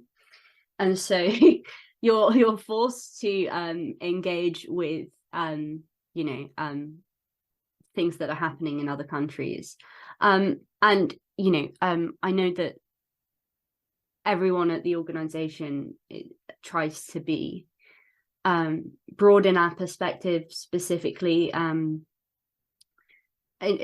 to try and look at things outside of the imperial core. Especially, I know that lots of us are in conversation with I know, for example, like South American activists, and we pass people. Lots of people often come to us, with questions about things in countries that we're not necessarily have the best expertise in, and we try and pass them to organizations similar to our own that we know are doing other good work. So a big one is like the US, and we know that, for example, there's Health Liberation Now, which are doing really, really good work in the US, though they're even more under-resourced than we are, I would say. We can't, it's impossible to be strictly UK based, but that is definitely our area of expertise. It's where we're incorporated as a company. It is it is legally what our focus has to be, but all of us have contacts with or expertise on things that are happening elsewhere. So whilst formally UK based, in practice, we have to be broader than that. We've definitely commissioned writers. So the thing to say is that all of our volunteers do things for free, but on occasion where we've lacked expertise in a particular area we've thought important, we have or where we lack sufficient representation on an issue internally, we don't feel that that's necessarily a perspective that we are entitled to offer. We have commissioned writers, and yeah, there have definitely been international writers who have written for us in the past. Cool. Well, that is it for our questions for you from the chats. And yeah, I guess we'll just end by saying, oh my god, thanks so much for coming on. Really excited for the relaunch. I think that this is definitely something that you are going to do well with. Like you said, you're quite hopeful for it. We're definitely quite hopeful for it as well. What would you say, because our cheeky little chatters, our listeners, our audience, they're all always desperate for some extra work to do. Their little bods, their little swats, they go around with their notebooks and their pocket protectors. I don't know, I'm aging myself quite severely here. But what would you say would be a good bit of homework for our audience to go away and do? We had a very long think about this to the point where it became a sort of like organizational like crisis point. And God, what do we ask people to do? And I think we all came to the conclusion after a long discussion that we think the best thing that we could ask people to do, other than read the articles on our website and, you know, just generally get informed on the issue, is the thing I mentioned earlier, which is look at your community, see if there is mutual aid being done in your community. If it's not, get on that, and start there. You know, talk to experienced activists. Don't reinvent the wheel, etc. Seriously, don't. I've seen so many people trying to stop. No, talk to people who have done this. I promise they know the first 9,000 mistakes you're going to make. Use their expertise, set that up. Probably there is already a mutual aid organization where you live, even if you don't know about it. If you do, if you know about it already, or if you get in contact with them, what we want you to do is we want you to ask them, what are they doing for trans people, and what are they going to do for trans people when things get worse, if things get worse, right? Which, you know, things are, generally speaking, on a global scale, looking to do. So this isn't just a UK, you know, homework. This is a global thing, right? Is if things get worse for trans people, or even if things maintain at the current level, what are your local mutual aid organizations doing to support the trans community? Have they thought about what they can be doing to specifically support trans people, whether that is, you know, helping to support DIY, whether that is making sure that trans people aren't, you know, going alone to appointments, making sure that trans people aren't terrified if they have to go somewhere on, you know, like public services, because, you know, forget self-defense. Wouldn't it be so much better if they weren't alone in the first place because people were sat with them? You know, it's about all these things, about thinking proactively, because now is the time to start thinking about what we're going to do to support each other, and what we're going to do to support each other in the trans community, and what we're going to do to support each other in community more broadly if things do escalate, which they might do. And, you know, it's about building that infrastructure now so that, you know, if it happens, it's already there. People already have it to lean on. I think I also I want to be like, because I am obviously part of TAC, which is Trans Aid Cymru and Mutual Aid, and I think although we focused a lot on combating far right rhetoric and exposing that kind of systems and links, I really want to focus that like mutual aid it's meant to be positive. So, you know, like it's really about engaging with your community and seeing what they need. So, for example, one of the things that Trans Aid Cymru does is like we hold swimming meets every month. You know, like it's just to get more trans people into swimming and enjoying that, and like these small things that I think like might not take as much resources as you think. For example, like running a GP map for your area, for example, finding out if with collating experiences and stuff like that. We do a meal share scheme, but there's loads of little things, and it doesn't necessarily have to be something like explicitly leftist, if that makes sense. Like, it's not, while mutual aid is based in anarchist values, a lot of people who do take part in mutual aid aren't necessarily anarchists, you know. And like it's literally about finding out what you can do to better not just your quality of life, but trans people's quality of life around you. Buzzing. Thank you so much. And is there anything else that you want to plug? Are there any other links that you want us to shout out and stuff like that? read our articles, go on our website. You know, you can find tons of information that you probably didn't know about, all the links that exist about what exactly different legal cases mean and things. You know, we don't have the money that the Wire do to promote these onto your Twitter feeds against your will. So yeah, you need to. We do our best, but you know, stuff doesn't necessarily get seen by the people who need to see it. But it is all there, and if there's something that isn't there that you think should be there, let us know. We'll probably try and get it on there. Hell yeah. Yeah, Awesome. Thank you so much for joining us. It's been a really good and informative episode. And yeah, take care. I'm sure we'll hear from you in the future. Awesome.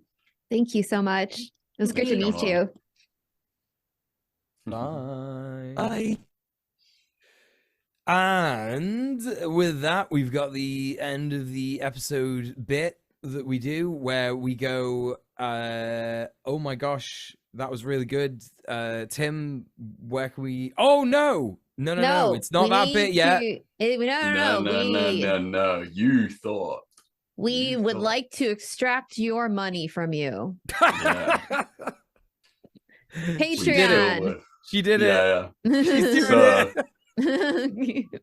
So if you like the show, you like what we did today, you like what, you know, our values and what we try and bring to the table, then the best way to show your support is to jump over to patreon.com/red_planet and support us on Patreon. There's a bunch of different tiers for different kind of, you know, like for how much you want to donate. Each give you different benefits. Obviously, the higher the more you want to donate, the more benefits you get. But yeah, the first tier is a little one called Sprite Mode. So I think that's American $2 a month, and it's the currencies have changed, so it's $3.50 a month down here now. It was $4 last week, so $3.50 in New Zealand dollars. That gets you you get started with your support for Red Planet by becoming a Sprite, and your benefits include the sacred and forbidden knowledge that you are helping the Red Planet team. You get early access to VODs through Patreon, and then you also get access to the Red Planet Discord. So we have a Red Planet Discord that is just us kind of chatting, talking, sharing stuff throughout the week. You know, like people share news things. We talk about games. We talk about, you know, all kinds of stuff. There's there's a bunch of different channels, even stuff about, you know, like fitness and self-defense and stuff like that. And we're all popping in and out of there over the week. But to get a little deluxe access to that Discord, Mule, why don't you tell us about the next tier? I will, Tim. The next tier is Goblin Mode. That's £8.50 a month or $10 a month. What is it in New Zealand? No, $17.50 a month. $17.50 a month in New Zealand. How do you say it, Tim? How do I say what? Aotearoa. Aotearoa. Aotearoa, right? Yeah. In New Zealand, Aotearoa. Everyone loves. That's good. That's really good. I'm getting it now. I'll get you on Leicestershire. I'll get you on Leicestershire eventually. Everyone loves the Goblin. We all get a little Goblin mode from time to time. Complete your gobology by going Goblin mode with everything from Sprite mode and a pack of cool Red Planet stickers for you to stick in legal places and only places like that. Access to exclusive Red Planet Discord hangouts. That'll be very good, won't it? You'll enjoy that if you get Goblin mode with us. But there's another mode. What is it, Kira? What's the next one? It's Beast Mode. Thank you for asking, Mule. It's Beast Mode. $20 a month in freedom dollars. And how much in UK dollars? It's £17, love. £17. And how much in New Zealand bucks? It's $34.50 per month in New Zealand dollars. I don't have anything funny to say about that. I'm like, New Zealand dollars. It's just holy shit. Are you actually going to go beast mode? Well, then we can offer you all the stuff from the lower tiers and pin badges. Yep, pin badges. Wear your excellent new Red Planet pin badge literally everywhere. It is completely cool and good to do. So all the benefits of Sprite mode and Goblin mode and pin badges. Incredible. But what if there's something like really wrong with me and I really, really want to express that?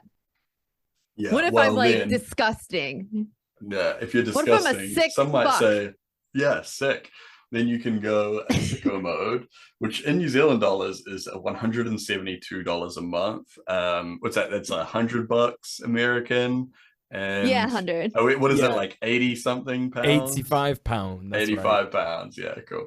So yeah, if you support us that much, we can only really reasonably offer you all of the stuff from the lower tiers, plus a very special thank you message at the end of every stream. We have two sickos right now. So yeah, we've got two sickos right now. We've got JBP and Narrowlon Starfire. Thank you very much for being as sick and twisted as you are.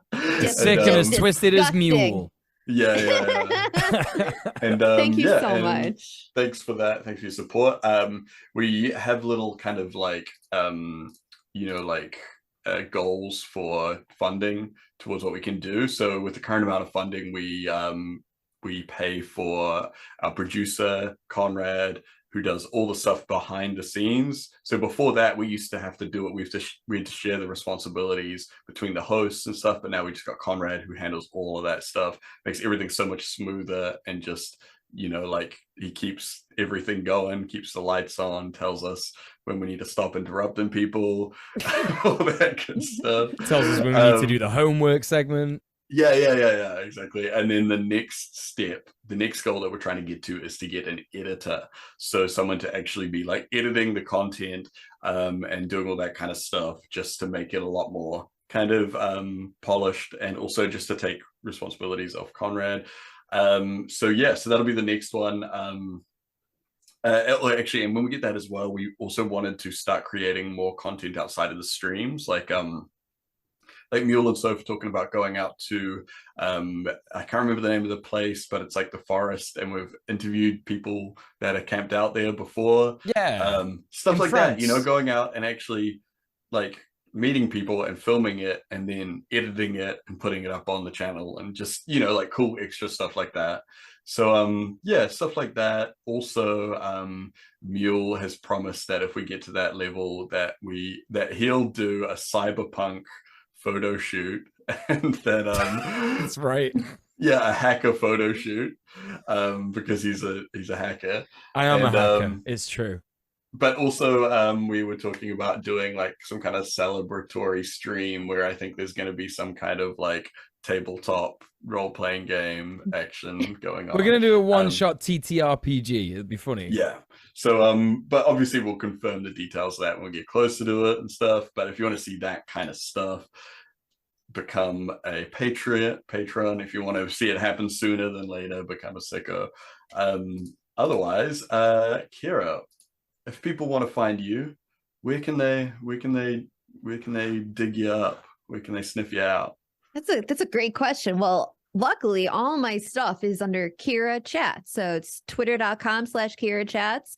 It's twitch.tv/Kira Chats, discord.gg/Kira Chats, and lots of other links, many of which I cannot mention on Twitch because they are too scandalous to mention. So I'll just direct you to my link tree. My link tree, linktra.ee at /Kira Chats. So is that how it worked? Yeah, the link tree is Kira Chats. You can find the link to the link tree in my Twitter too. It's easier that way. Hell yeah. But what if I want to find my sweet little peanut mule? What if I need some peanut butter jelly sandwich in my life? Thank you, sweet, beautiful Kira. You can get your peanut butter jelly sandwich at linktra.ee/DJ Mule. That's DJMUEL for our listeners. I do all sorts of stuff. I'm on YouTube. I just released my best video yet. It's called Berserk as a Queer Polyamorous Love Story. Go show it some love. Also become a patron because I need to eat and give me money. I need to live, all that kind of stuff. And I'm on Twitter sometimes. You can follow me there. I don't really care. And I stream in the week at twitch.tv/DJ Mule, which is very fun. You'll enjoy that if you come and watch me. I guarantee it. But Tim, what about you? Where can we find Big Tim? You can find me in my biggest form. On Twitch and YouTube, you can find me as Conquest of Dread, or over on Twitter, you can find me as Dread Conquest. Yeah, I haven't been streaming too much lately. I do want to get back into it, but just super busy with work stuff and other projects outside of work. But yeah, keep up with me over on Twitter, and you'll see all the good shit posting and everything. Soph isn't here to promote her own stuff, so I'm going to go into that. You can find her, Sophie from Mars, pretty much anywhere. Just, yeah, look up Sophie from Mars, you'll find her. But yeah, the main one, Patreon, is patreon.com/Sophie from Mars. Go there if you want to support her with her video essays, all that kind of stuff. She's got lots of good stuff on the Patreon, you know, like advanced screening stuff, notes, all that kind of stuff. Or you can catch her over on Twitter, Twitch, obviously YouTube, but yeah, all the normal places. Sophie from Mars. Yeah, I think that's it for this week, right? Yeah, that's it. Oh my cool. God. Well, yeah, thanks for hanging out, everyone, and we will see you again sometime soon. We're gonna raid friend of the stream, Nicotine, now, so hang on for that. It's fingies. And, I might even pop on her stream later. Oh my God. If you're a big Kira head, you'll want to stay tuned. Yeah, you'll want to see it. Big chat head. See you later.